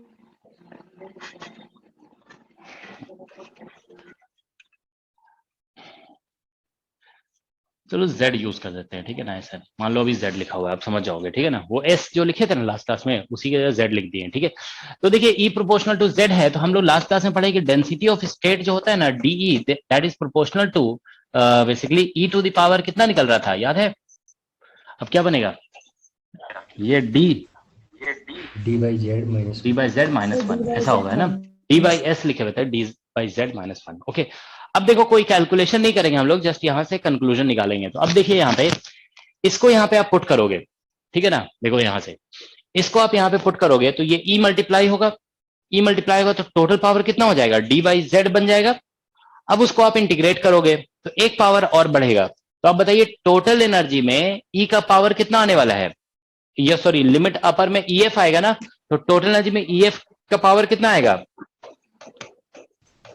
D by Z plus 1। हाँ तो EF का पावर आ रहा है D बाई Z और प्लस 1, ठीक है ना। और यहां से देखिए n जब हम कैलकुलेट करेंगे, देखिए n जो कैलकुलेट कर रहे हैं ना, तो इसमें आप देखिए क्या है कि डेंसिटी ऑफ स्टेट को पुट करके आप डायरेक्टली सिर्फ इंटीग्रेट कर रहे हो, you are just integrating it, तो यहां पे क्या आएगा, ठीक है। अच्छा एक मिनट, अच्छा इसको जब आप देखो इंटीग्रेट करोगे ना, तो एक मिनट, कॉल क्यों कर रहे हैं लोग, ठीक है। अच्छा आप देखिए यहाँ पे जब आपने इसको पुट किया, यहाँ पे जब आपने इसको पुट किया यहाँ पे, तो ये मल्टीप्लाई हो गया, मल्टीप्लाई हो गया तो फिर यहाँ पे पावर बन गया D बाई Z, और उसको इंटीग्रेट जब आप कर रहे हैं तो D बाई Z प्लस 1 हो गया, तो डिवाइड भी इसी से होगा ना, D बाई Z और plus 1, can we write like this, ठीक है। और n जब आप निकालेंगे ना, देखिए n निकालेंगे तो आप इसको पुट करेंगे यहाँ पे, ठीक है, डेंसिटी ऑफ स्टेट को इंटीग्रेट करेंगे तो बस एक पावर बढ़ जाएगा, ठीक है ना। तो यहाँ पे आएगा E, ये जो है E n आ रहा है ना, this will come out to be proportional to, देखो ये बेसिकली हमारा प्रोपोर्शनल टू EF, और यहाँ पे D बाई Z आएगा और डिवाइडेड में D बाई Z, ठीक है। तो ये बेसिकली हमारा डिपेंडेंस आ रहा है। तो अब आप देखिए यहाँ से कि इस तरह का डिपेंडेंस, हाँ सर इसमें पहले जो नंबर ऑफ ऑक्यूपाइड स्टेट वाले टॉपिक में अपने नंबर ऑफ पार्टिकल निकाले थे, जो निकल के आ गया था, और यहाँ पर हम इंटीग्रेशन का यूज करके कर रहे हैं, तो उन दोनों में डिफरेंस है कुछ? कोई डिफरेंस नहीं है, कोई सेम ही चीज है ये दोनों, ठीक है ना। अच्छा, सेम ही तो चीज है, वो बस और वो इंटीग्रेशन के के टर्म में लिखा हुआ था और ये ई के टर्म में लिखा हुआ है, बस इतना ही है। देखो वो जो लिखा हुआ था ना, वो के टर्म में लिखा हुआ था। देखो यहाँ पे नंबर ऑफ पार्टिकल्स निकाले थे, नंबर ऑफ स्टेट्स निकाले थे, फिर नंबर ऑफ पार्टिकल्स लिख दिए थे। देखो ये तो ये के टर्म में बस डिस्कशन चल रहा था। अब डिस्कशन जो है ना एनर्जी के टर्म में चल रहा है, ठीक है ना। तो बस इतना ही कर, तो ये जानते हो। अब हम बेसिकली एग्जाम के पॉइंट ऑफ व्यू से डिस्कस कर रहे हैं ना, एग्जाम में जो ज्यादा पूछा जाता है ना उस तरह से बताना चाह रहे हैं, ठीक है ना। तो इसीलिए बस एक थोड़ा सा न्यू प्रेजेंटेशन है, बस समझ गए ना। वो यहाँ पे ईएफ के एनर्जी के टर्म में लिख दिया गया है, बट वो लिखा हुआ था कि सेम चीज है, दोनों सेम है, ठीक है। तो देखो यहाँ पे हम मतलब एक जनरल फॉर्मूला डेवलप कराना चाह रहे हैं, इसलिए ऐसे डिस्कस कर रहे हैं। तो देखो अब क्या होगा, अब बताइए। आप देखिए यहाँ पे आपको थोड़ा सा बस थोड़ा फोकस करना पड़ेगा कि देखिए आप यहाँ पे भी डेंसिटी ऑफ स्टेट पुट किए हैं, यहाँ पे भी डेंसिटी ऑफ स्टेट। तो देखो डेंसिटी ऑफ स्टेट का जो यहाँ पे कांस्टेंट फैक्टर होगा वो दोनों में सेम होगा, होगा ना सेम, इसमें और इसमें, ठीक है। इसमें जो 2s+1 है वो 2s+1 इसमें भी है। तो अब जो देखिए जो डिफरेंट फैक्टर आने वाला था ना वो हम यहाँ पे लिख चुके हैं, ठीक है। डिफरेंट फैक्टर जो इंटीग्रेशन की वजह से जो फैक्टर आ रहा है, that is the different factor that we have already written here. और अब बताइए इन दोनों में कोई और डिफरेंट फैक्टर है क्या? इन दोनों में और कोई डिफरेंट फैक्टर नहीं होगा। जो इंटीग्रेशन से आने वाला था फैक्टर वो हम लिख चुके हैं यहाँ पे, ठीक है ना। तो इसीलिए इसमें एवरेज एनर्जी निकालोगे ना, एवरेज एनर्जी, तो ये बेसिकली ई टोटल है, ठीक है, और डिवाइडेड बाय एन है, ठीक है ना। तो इन दोनों का आप रेशियो निकालेंगे तो आप देखिए यहाँ से ये कैंसिल आउट हो जाएगा, तो यहाँ पे बचेगा ई एफ एक, ठीक है ना। और फिर जब आप इसको डिवाइड कर रहे हैं तो यहाँ पे आ जा रहा है डी प्लस जेड और डिवाइडेड बाय कितना आ रहा है, D. Are you getting this? तो ये बेसिकली हमारा रिजल्ट आ रहा है। तो आप देखिए एवरेज एनर्जी का एक फॉर्मूला डेवलप हो रहा है, average energy is equal to D plus Z और डिवाइडेड बाय डी, ठीक है, और इनटू ईएफ, ठीक है। तो ये एक जनरल फॉर्मूला है। जेड आप, D is the dimension and Z आप ध्यान रखेंगे कि डिस्पर्शन रिलेशन, यही आ रहा है ना। इसमें कुछ मिस्टेक तो नहीं हुआ कहीं पे? देखो जरा, सर D/D+Z आ रहा है। सर क्यों? D/D+Z आ रहा है। Yes sir. Sir D/D+. क्यों हमसे मिस्टेक कहाँ पे हुआ? हमने, अच्छा हाँ सर ठीक वो है, ठीक डिवाइड है, होगा. हाँ अच्छा हाँ ठीक है, ठीक है, ठीक है। तो ये जो है ना हमारा D upon D plus Z आ रहा है, ठीक है। ये आ गया रिजल्ट, ठीक है ना, उल्टा हो गया, ये नीचे था ना यहाँ पे, हाँ ठीक है। D upon Z, D Z Z cancel हो जाएगा, ठीक है, डी ऊपर आ जाएगा, D upon D plus Z, ठीक है। तो ये जनरल फॉर्मूला है। तो अब देखो एग्जाम में क्वेश्चन कैसा आता है जानते हो? एग्जाम में जैसे मान लीजिए आपको ये रिलेशन एवरेज एनर्जी और फर्मी एनर्जी में रिलेशन पूछा गया है, ठीक है। तो देखिए हम स्पेशल केसेस डिस्कस करते हैं, देखिए, ठीक है, स्पेशल केसेस, ठीक है। तो स्पेशल केसेस जैसे मान लीजिए हम फ्री नॉन रिलेटिविस्टिक, ठीक है, पार्टिकल्स, हम देखो बिल्कुल जनरल डिस्कशन कर रहे हैं। ये किसी भी पार्टिकल्स के लिए ट्रू हो सकता है, चाहे इलेक्ट्रॉन हो या एटम्स हो, ठीक है ना, किसी भी केस के लिए ट्रू हो सकता है डिस्कशन, ठीक है ना। So for free non relativistic, लेकिन ज्यादा डिस्कशन जो एग्जाम में आता है ना वो इलेक्ट्रॉन के लिए ही आता है, ठीक है ना। तो बस इलेक्ट्रॉन की फ्री नॉन रिलेटिविस्टिक पार्टिकल्स के लिए अगर हम डिस्कस करते हैं तो देखिए एनर्जी जो लिखा जाता है ना वो बेसिकली p²/2m लिखते हैं हम लोग, ठीक है ना। मतलब this becomes equal to h² k² और बाय 2m। तो बेसिकली आप देख रहे हैं डिस्पर्शन रिलेशन में k का पावर 2 है तो z इज इक्वल टू 2 आ जाएगा, ठीक है ना। अब z देखो मतलब कंफ्यूजन नहीं होना चाहिए कि z क्या है, यहाँ पे k का पावर है बेसिकली, तो z इज इक्वल टू 2 हो गया, ठीक है ना। और हम 3D में डिस्कस कर रहे हैं, तो 3D में डिस्कस कर रहे हैं तो d इक्वल टू 3 हो जाएगा। तो इसीलिए e इज इक्वल टू, यहां से देखिए e इज इक्वल टू ये 3 और यहाँ पे 3 + 2 5 हो जाएगा, 3/5 और इंटू EF। ये फॉर्मूला आप लोगों ने जरूर देखा होगा पहले कभी, ठीक है। दिस इज, ठीक है ना, this is very well known formula. आप देखोगे सॉलिड स्टेट फिजिक्स की कई बुक्स में ये लिखा हुआ होता है। जनरल रिलेशन जनरली नहीं लिखा होता है, ये जरूर लिखा हुआ होता है। किटेल वगैरह की बुक में देखोगे तो ये फॉर्मूला लिखा हुआ है। तो कई बार जानते हो, सॉरी ये एवरेज एनर्जी है, ठीक है ना। हम लोग यहाँ पे जो ये जो निकाले ना ये एवरेज एनर्जी है, ठीक है। तो कई बार ऐसा हो सकता है ना कि स्टूडेंट इसको पढ़ के गए और पता चला एग्जाम में यही टिक करके आ गया, ठीक है ना, क्योंकि उतना ध्यान में अगर नहीं है तो। लेकिन आप ध्यान रखिए जनरल रिलेशन यही है, डायमेंशन और डिस्पर्शन रिलेशन दोनों की वजह से ये चेंज हो सकता है। तो ये नॉन रिलेटिविस्टिक है। लेकिन अगर यही अल्ट्रा रिलेटिविस्टिक फोटोन के लिए अगर हम लिखते हैं, देखिए जैसे मान लीजिए फोटोन के लिए लिखते हैं, photon in 3 dimension, photon gas basically हो गया, ठीक है ना। जैसे मान लो हम ऐसे लिखते हैं फोटोन गैस, जैसे ब्लैक बॉडी रेडिएशन है सपोज कर लो, ठीक है ना। तो फोटोन गैस के लिए अगर आप इसको लिखेंगे, ठीक है ना, तो फोटोन गैस के लिए आप लिखेंगे तो इस केस में आप देखिए E इज इक्वल टू, आपको बताया गया है कि PC लिखते हैं हम लोग इसके लिए, तो H क्रॉस K और इंटू C हो जाएगा, तो K का पावर 1 है यहाँ पे, तो Z इक्वल टू 1 हो जाएगा, ठीक है ना, K का पावर 1 है, Z इज इक्वल टू 1, ठीक है। तो Z की जगह 1 लिख देंगे, और मान लो 3 डायमेंशन में हम डिस्कस कर रहे हैं तो D की जगह तो हम लोग 3 लिखेंगे ही, ठीक है। तो फिर उस केस में आप देखिए यहाँ से कि एवरेज एनर्जी जो आ रहा है that is equal to, D की जगह 3 लिख देंगे और प्लस 3 प्लस 1, और ये फर्मी एनर्जी हो गया, ठीक है ना।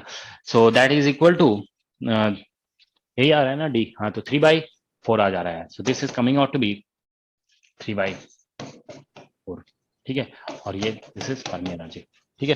सर जो जो ऊपर फ्री नॉन रिलेटिविस्टिक पार्टिकल्स के लिए है, उसमें एस पे कोई भी डिपेंडेंस नहीं है, वो कुछ भी हो सकता है, मींस इलेक्ट्रॉन वगैरह हाँ हाँ, कुछ भी हो सकता है, कुछ भी हो सकता है, नॉन रिलेटिविस्टिक पार्टिकल चाहे जो भी हो, इलेक्ट्रॉन हो, प्रोटॉन हो, कोई भी, क्योंकि स्पिन का मतलब अगर ये फर्मियन है या बोसॉन है, कुछ भी है, सभी के लिए यही होगा, ठीक है ना। क्योंकि आप देख रहे हैं कि बेसिकली इस केस में ऐसा हो रहा है ना कि स्पिन से इंडिपेंडेंट आंसर आ जा रहा है, ठीक है ना।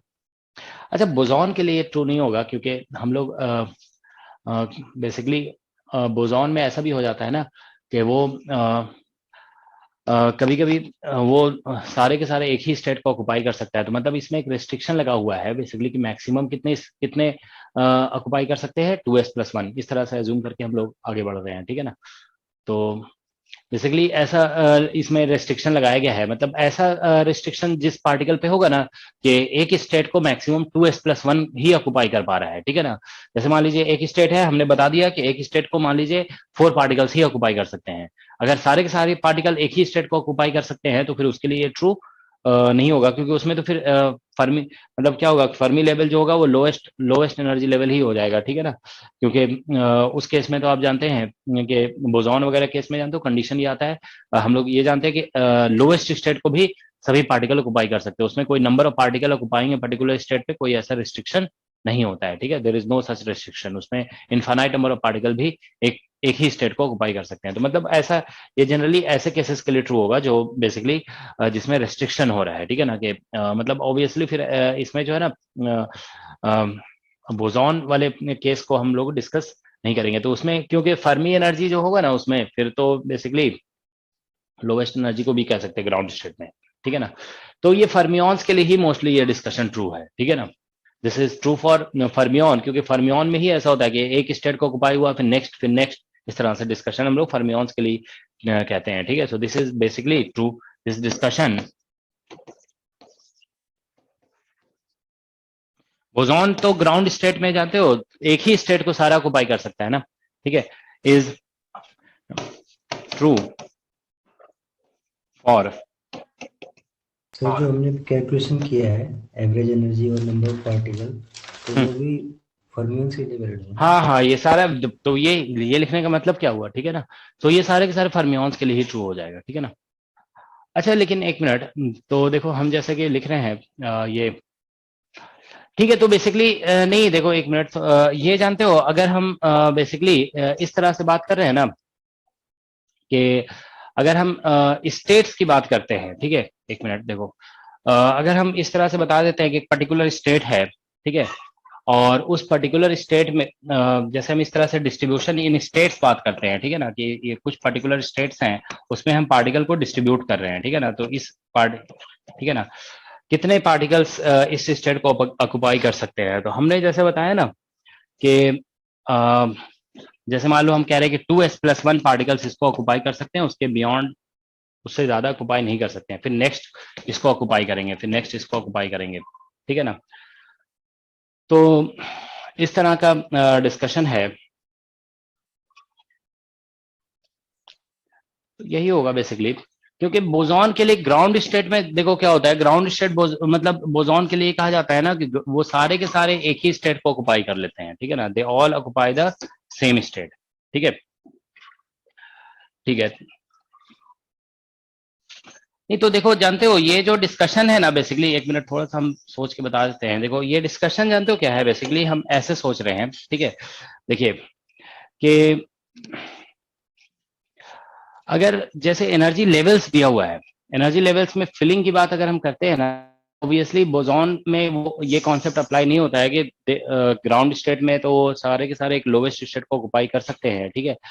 लेकिन अगर हम जैसे हम ये देखें कि एक मिनट, तो मोस्टली यही होगा, ठीक है ना। This discussion is mostly true for fermions, okay. Fermions के लिए ही ये ट्रू होगा, ठीक है ना। तो अगर हम जैसे यहाँ पे फोटोन गैस के लिए लिखते हैं ना इक्वल टू पीसी, तो मतलब आप ऐसा कह सकते हो कि कोई ऐसा सिस्टम है, ठीक है ना, there is a system which is suppose photon gas ना लिख करके इसको चलो हम अभी फॉर द टाइम बिंग ऐसे लिख देते हैं, for ultra relativistic particle, this is for ultra relativistic,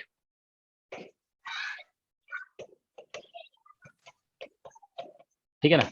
ये अल्ट्रा रिलेटिविस्टिक पार्टिकल के लिए, मतलब ऐसे पार्टिकल जो जिन पे भी ये कंडीशन अप्लाई होगा कि they can not occupy, all particles can not occupy same state, okay. तो फिर एक पर्टिकुलर एनर्जी लेवल तक वो सभी ऑक्युपाई कर रहे होंगे, ठीक है ना। तो ठीक है, तो ये जनरल डिस्कशन है, mostly it will be true for fermions, okay, क्योंकि बोसॉन का वही कंडीशन है कि they can occupy a single state, all the boson can occupy single state also, ठीक है। अब देखो जैसे हम फोटोन गैस की बात करते हैं ना, when we talk about photon gas, तो फोटोन गैस में देखो बेसिकली क्या होता है, अब फोटोन गैस में भी हम लोग जनरली फर्मी एनर्जी वगैरह जो है ना डिफाइन नहीं करते हैं, ठीक है ना, क्योंकि उसमें भी यही बात हो सकती है कि जीरो टेम्परेचर पे ऑल ऑल कैन ऑक्युपाई, ठीक है। तो मतलब मोस्टली यही ट्रू होगा, ठीक है ना, this is what we have. तो फोटोन गैस को फिर हम लोग जो है ना अलग से फिर थर्मोडायनामिक्स के अकॉर्डिंग डिस्कस करेंगे, ठीक है। Alright, so this is a general discussion, ठीक है। तो अब एग्जाम में ध्यान रखेंगे, क्वेश्चन जो मोस्टली पूछा जाता है ना वो इसी को चेंज कर करके पूछा जाता है। देखो हम अभी जो फॉर्मूले बताए ना, ये फॉर्मूला इंपॉर्टेंट है, ठीक है, दिस इज इंपॉर्टेंट, ठीक है। लेकिन ये फॉर्मूला सिर्फ 3D के लिए बताया गया है, आपको डेरिवेशन पे फोकस करना पड़ेगा कि हाउ डेरिवेशन वाज डन, ठीक है। तो ये फॉर्मूला फिर 2D के लिए भी आप बेसिकली डेवलप कर सकते हो, ठीक है। अगर हम फिर भी थोड़ा जनरलाइज कर दें तो देखो, जानते हो आप ऐसे समझ सकते हो, यहाँ पे देखो 2D में देखो बेसिकली क्या होगा, हम बोल रहे थे कि पाई आर स्क्वायर आएगा तो केफ स्क्वायर यहाँ पावर 2 हो जाएगा, ठीक है ना। तो पावर 2 आएगा तो देखिए यहाँ पे बेसिकली 1/2 का फैक्टर आ जाएगा, यू विल गेट 1/2 का फैक्टर, ओके। तो इन जनरल ऐसा कहा जा सकता है कि अगर हम बेसिकली डी डायमेंशन में डिस्कस कर रहे हैं, we are discussing in D dimension, तो के एफ जो है ना नंबर डेंसिटी पे 1/d जैसा डिपेंड कर रहा है। तो आप यहाँ पे इन जनरल ऐसे लिख सकते हो, ठीक है। यहाँ पे देखिए इन डी डायमेंशन,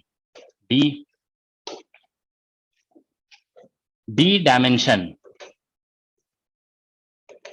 ठीक है, K F will be proportional to, ठीक है, density, number density power 1/d, ठीक है। तो नंबर डेंसिटी 1/d पे है, तो अगर हम फर्मी एनर्जी देखें, फर्मी एनर्जी जो होगा ना फिर वो डिपेंड करेगा कि आपका डिस्पर्शन रिलेशन क्या है। तो फर्मी एनर्जी जो होगा ना, देखिए यहाँ पे फर्मी एनर्जी, जैसे हम लोग डिस्पर्शन रिलेशन ऐसे लिख रहे थे ना अभी, के टू द पावर जेड, तो इसीलिए फर्मी एनर्जी जो होगा ना, फिर आप देखिए यहाँ पे ये बेसिकली डिस्पर्शन रिलेशन को ही रिप्रेजेंट कर रहा है ना, ठीक है, नॉन रिलेटिविस्टिक इलेक्ट्रॉन के लिए। तो जनरल अगर हम लिखेंगे ना तो Fermi energy will now be basically proportional to, क्योंकि यहाँ पावर जेड लिख दिया गया है, तो ये बेसिकली क्या आ जाएगा, नंबर डेंसिटी हम लोग लिख रहे हैं ना, हाँ ठीक है, नंबर डेंसिटी। तो ये नंबर डेंसिटी इसमें आ रहा है 1/d। अब हम इसको पुट करेंगे यहाँ पे, ठीक है ना, के में, ठीक है ना, इसको के में पुट किया जाएगा तो ये z/d आ जाएगा, दैट्स व्हाट यू गेट। तो ठीक है, तो यहाँ पे देखिए, यहाँ पे बेसिकली z की जगह पे 2 है, यहाँ पे पावर 2 देख रहे हैं आप, ठीक है, और डायमेंशन 3 है, तो इसीलिए Fermi energy density to the power 2/3 पे आ रहा है, अदरवाइज z/d आएगा, where z is the dispersion relation, okay, that's what you get, okay. ठीक है, तो ये कुछ बेसिक डिस्कशंस हो गए हैं, ठीक है। तो देखो हम कुछ क्वेश्चंस आप लोगों को दिखा रहे हैं जो एग्जाम में इस टॉपिक से पूछे गए हैं, ठीक है। सर यस सर आज की क्लास का मैसेज नहीं आया सर, नेट वाले बैच में, इस वाली क्लास का। कौन से नेट बैच में? Yes sir. नहीं, नेट बैच में ही तो आया, हम मॉर्निंग में मैसेज किए थे ना। नहीं नहीं सर नहीं आया। सर आया था न्यू बैच में आया था सर, न्यू बैच में आया होगा सर, ओल्ड वाले में नहीं आया। अच्छा, पुराने वाले में नहीं आया था ना, अच्छा हम भूल गए थे, हाँ उसमें। Yes, चलो ठीक है, तो ये वाला आप लोग जो छूट गया वो देख लोगे, ठीक है। हम क्या बोलते हैं, सर फिर हम अभी सर वहां से फोटोन क्या कह रहे हो? सर ये भी फ्री इलेक्ट्रॉन थ्योरी का पार्ट चल रहा है सर इसमें भी। हाँ, ये आप लोग पुराने बैच के स्टूडेंट है ना, तो ये थोड़ा आप लोग को क्वांटम में पढ़ाया जा चुका है, ठीक है ना। बस थोड़ा सा उसी चीज को क्वांटम में जो हम पढ़ाए थे ना, डेंसिटी ऑफ स्टेट से रिलेट करके, ये फ्री इलेक्ट्रॉन थ्योरी अभी स्टार्ट नहीं किया, बस जनरल डिस्कशन है, समझ लो। ये डेंसिटी ऑफ स्टेट वगैरह का जो कॉन्सेप्ट बताए थे ना, उसी से बेसिकली हम लोग एवरेज एनर्जी वगैरह का कॉन्सेप्ट इंट्रोड्यूस कर रहे हैं, ठीक है ना। तो ये जैसे फर्मी एनर्जी का क्वेश्चन पूछा जाता है, ठीक है ना, फर्मी एनर्जी का जनरल डिपेंडेंस देखो बता दिया कि अगर dispersion relation E proportional to K to power Z है, डायमेंशन डी है, तो फर्मी एनर्जी नंबर डेंसिटी पे इस तरह से डिपेंड करेगा, ठीक है ना। और बेसिकली क्या बोलते हैं, हम लोग इधर डिस्कस कर लिए कि एवरेज एनर्जी जो आएगा, एवरेज एनर्जी देखो यहाँ पे निकाला गया है, तो ये सब थोड़ा जनरलाइज डिस्कशन बता दिया गया है, ठीक है। अदरवाइज एवरेज एनर्जी जो आएगा D divide by D plus Z और ई एफ आ जाएगा, ठीक है। अदरवाइज ये सभी आप लोग को क्वांटम में बताया जा चुका है, ठीक है। हाँ, लेकिन जनरल नहीं बताए थे यहाँ पे, क्योंकि जनरल थोड़ा सॉलिड स्टेट के में ही पूछा जाता है, ठीक है। तो अभी थोड़ा जनरलाइज डिस्कशन बता दिए हैं, ठीक है, डी डायमेंशन में इस तरह से होगा, ठीक है। ऑलराइट, तो अब हम लोग देखो यहाँ पे कुछ क्वेश्चंस जो है ना हम लोग डिस्कस कर लेते हैं।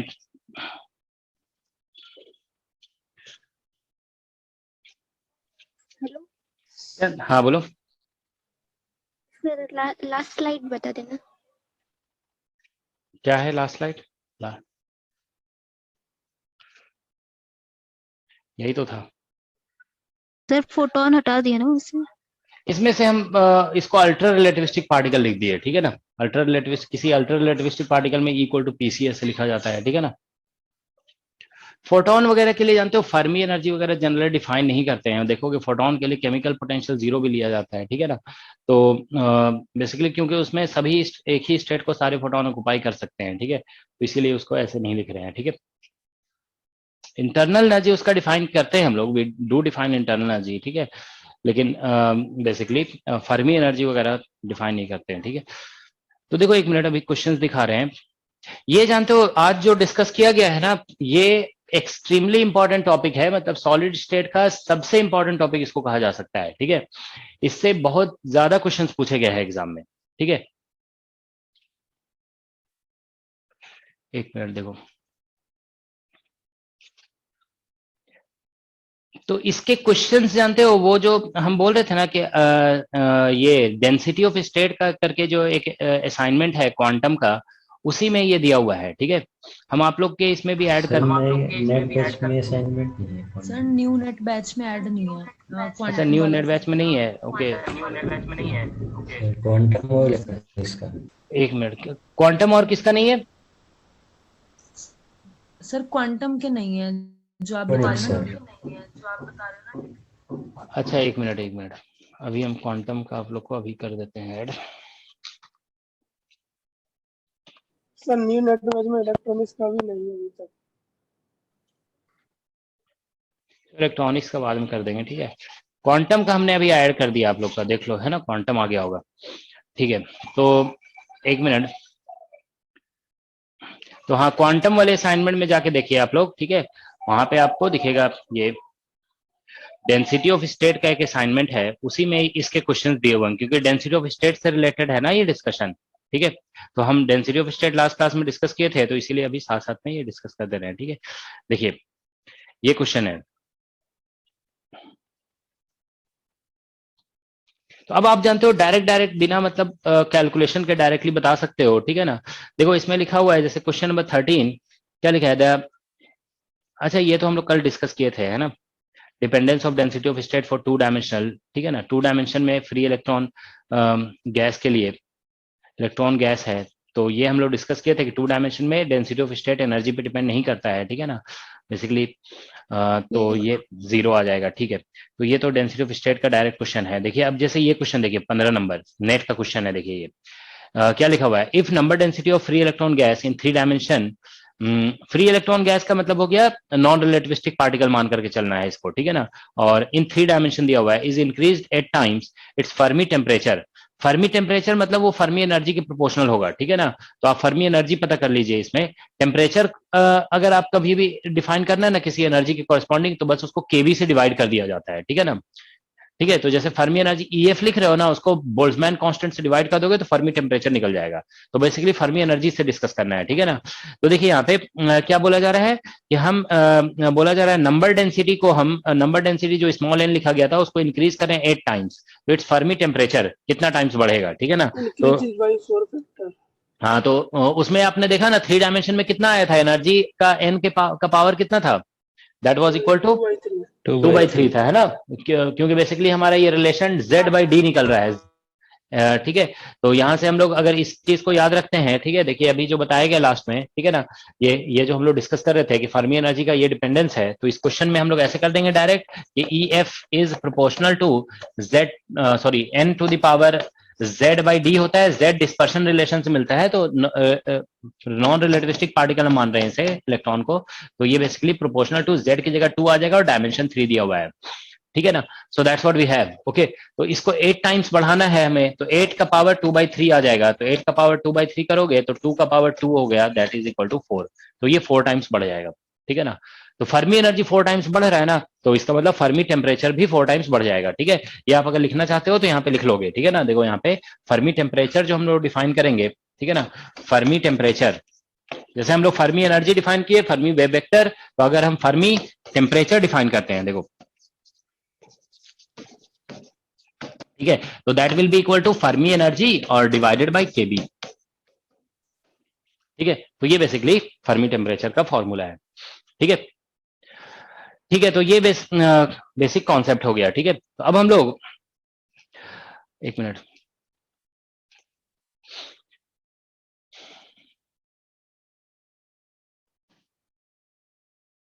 ठीक है, देखो जैसे ये क्वेश्चन देखिए, TFR का क्वेश्चन है, क्या लिखा हुआ है, इन टू डायमेंशन,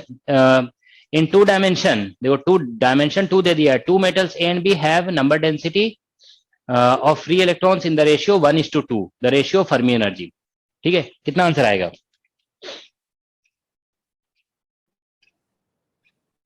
फ्री इलेक्ट्रॉन बोला गया है ना, तो आपको डिस्पर्शन रिलेशन वही एज्यूम करना है, E इक्वल टू P²/2m, ठीक है ना, तो मतलब K², कौन सा B आ जाएगा, डी ऑप्शन, डी ऑप्शन, तो एक्चुअली 20 नंबर मैंने 19 लिया, 20 है ना, 20, तो इसमें तो ये हो जाएगा ना। देखो अभी हम लोग निकाल रहे थे कि Fermi energy is proportional to, इसके अकॉर्डिंग देखिए यहाँ पे Z/D, हाँ Z/D लिख रहे थे ना, तो हाँ ठीक है, तो देखो यहाँ से Z इज इक्वल टू हमारा 2 है और डायमेंशन भी 2 है, तो ये तो कैंसिल हो गया, तो Fermi energy is proportional to n, तो फिर n का जो रेशियो होगा वही बेसिकली इसका भी रेशियो हो जाएगा। तो अब तो ये आपको डायरेक्ट हम फॉर्मूला जैसा बना दिया ना, तो ये तो डायरेक्ट आ जाएगा, अदरवाइज हम पहले बोल रहे थे कि आप पूरा कैलकुलेशन कर लोगे, अब कैलकुलेशन करने की जरूरत नहीं है, जनरल बन गया फॉर्मूला, अब इसी से निकाल लेंगे, ठीक है। तो डायरेक्टली इसका आंसर हमारा ये आ जाएगा, ठीक है, ठीक है। तो इसका आंसर क्योंकि प्रोपोर्शनल आ गया तो यही हो जाएगा 1:2, ठीक है, ऑलराइट, ठीक है। देखिए जैसे गेट एग्जाम का क्वेश्चन है 24, इसमें लिखा गया ground state energy of system in ground state energy E0 of system in terms of Fermi energy EF and number of electrons n is given by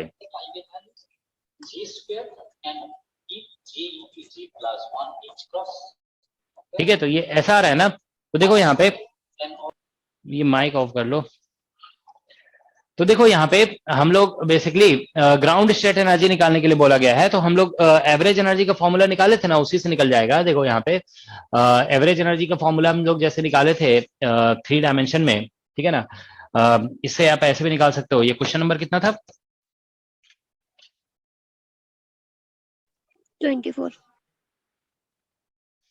question number 24 है, ठीक है ना। देखो इसमें हम लोग ऐसे लिख सकते हैं, जैसे एवरेज एनर्जी अभी निकाला गया था ना, average energy was equal to हमारा D divided by D plus Z और इनटू फर्मी एनर्जी, ठीक है ना, फर्मी एनर्जी।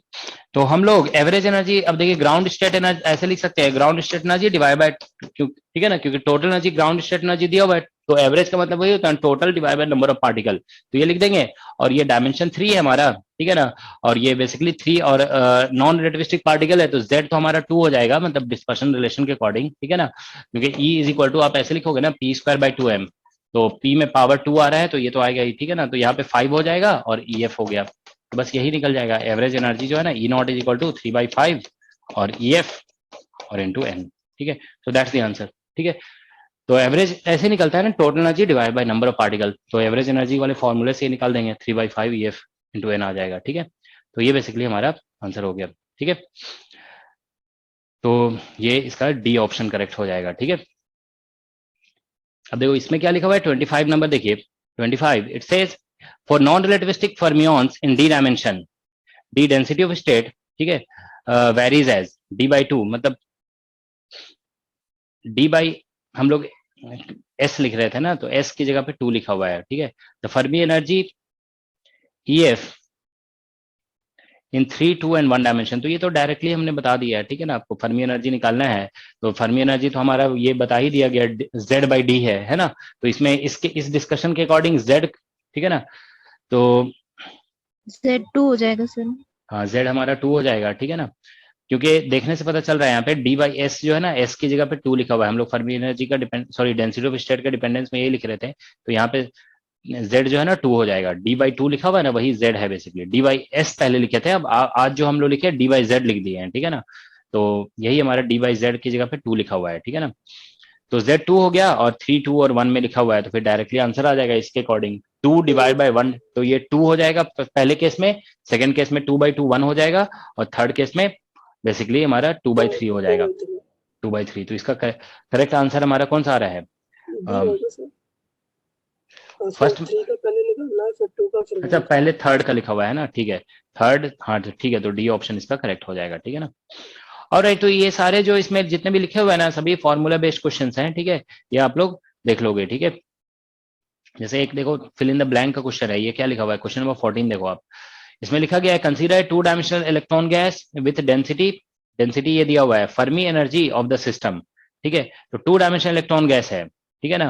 तो अब हमें Fermi energy of the system निकालना है। तो देखो अभी ये कोई फॉर्मूले से गेस नहीं होने वाला है, ठीक है ना, क्योंकि देखिए हम लोग जो भी गेस कर रहे हैं ना, वो डिपेंडेंस का गेस कर रहे हैं। गेस जानते हो, डिपेंडेंस का हो सकता है, ठीक है। अब एग्जैक्ट आंसर निकालने के लिए बोला गया, तो ये तो हम आपको डिपेंडेंस बताया ना 2 डायमेंशन में, अब आपको एग्जैक्ट कैलकुलेशन करके बताना पड़ेगा, ठीक है। जैसे देखिए आप यहाँ पे एग्जैक्ट कैलकुलेशन हम लोग ऐसे किए थे, ठीक है, we had done calculation exactly like this, ठीक है। देखिए ये 3 डायमेंशन का एग्जैक्ट कैलकुलेशन है, फर्मी एनर्जी ये जो निकाला गया exactly this is for 3 dimension, ठीक है ना। अब आपको 2 डायमेंशन में एग्जैक्टली ऐसे ही निकालना पड़ेगा, ठीक है, तभी आप उसको सॉल्व कर पाएंगे, ठीक है। तो देखो ये एक बार ट्राई करिए आप लोग खुद से, देखिए कितना आंसर आ रहा है।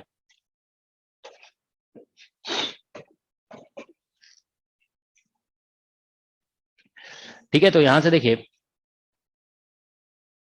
ये क्वेश्चन दिया हुआ है, in consider 2 dimensional electron gas, density दिया हुआ है फर्मी एनर्जी ऑफ सिस्टम, ठीक है ना, अप टू 2 डेसिमल प्लेसेस, ये सब मास ऑफ इलेक्ट्रॉन h और ये चार्ज ऑफ इलेक्ट्रॉन इतना दिया हुआ है, ठीक है ना। ठीक है, तो देखिए हम लोग क्या करेंगे इसमें, ये कैलकुलेटिव क्वेश्चन है, तो सबसे पहले हम लोग नंबर ऑफ स्टेट्स निकालते हैं। तो नंबर ऑफ स्टेट्स निकालने के लिए आपको 2 डायमेंशन है ना, ठीक है, तो हम लोग कहेंगे कि 2 डायमेंशन में बेसिकली एक सर्कल के अंदर के सभी स्टेट्स ऑक्युपाइड होंगे, ठीक है ना, all states with in the circle. तो ये जो पॉइंट होगा ना, ये बेसिकली हमारा इस स्टेट का जो वेव वेक्टर होगा उसे हम लोग kf बोलेंगे, ठीक है ना। तो इसका एरिया पहले लिखेंगे, तो यहाँ पे हो जाएगा पाई r स्क्वायर, तो पाई kf का स्क्वायर, जैसे उसमें वॉल्यूम लिखा गया था ना, बस एरिया इसमें लिखना है, ठीक है ना, क्योंकि डिपेंडेंस का क्वेश्चन नहीं है ना, एग्जैक्ट कैलकुलेशन है, तो हमें फिर ऐसे करना पड़ेगा, और 2π/l का होल स्क्वायर हो जाएगा, ठीक है ना। अब आप देखो यहाँ पे, तो ये नंबर ऑफ स्टेट्स निकल गया, तो नंबर ऑफ पार्टिकल्स अगर निकालना चाहते हैं, ठीक है ना, पार्टिकल्स, ठीक है, तो इलेक्ट्रॉन्स का क्वेश्चन है ना, तो इसमें स्पिन पार्टिकल्स निकालने के लिए बेसिकली ऐसे ही करना होता है, 2s+1 से मल्टीप्लाई कर देते हैं, तो ये पाई kf स्क्वायर, और यहाँ पे बेसिकली एक चलो अभी ऐसे लिखते हैं 2π/l का होल स्क्वायर, ऐसे लिखना होगा, ठीक है। तो ये पार्टिकल्स निकल गया, तो n/l स्क्वायर यहाँ पे आ जाएगा, यही नंबर डेंसिटी कहलाएगा, this will be called number density, ठीक है। तो यहाँ पे अब इलेक्ट्रॉन है, इलेक्ट्रॉन ओके, फॉर आप ऐसे लिख देंगे फॉर इलेक्ट्रॉन, ठीक है, for electron spin is equal to half लिख देंगे यहाँ पे, तो ये बेसिकली 2 बन जाएगा, इसको आप लिखोगे तो, ठीक है ना। और फिर यहाँ से आप देखिए एक पाई वगैरह कैंसिल हो जाएगा, ठीक है ना, तो ये बेसिकली kf स्क्वायर आ रहा है और divided by 4π, that's what we get. Okay, तो ये हमारा नंबर डेंसिटी बन जाएगा, ठीक है ना, ये small n number per unit area, ठीक है ना। तो ये कैंसिलेशन वगैरह कर दोगे तो यहाँ से 2 पाई आ गया और इन, ठीक है, power 1/2 that is equal to k F.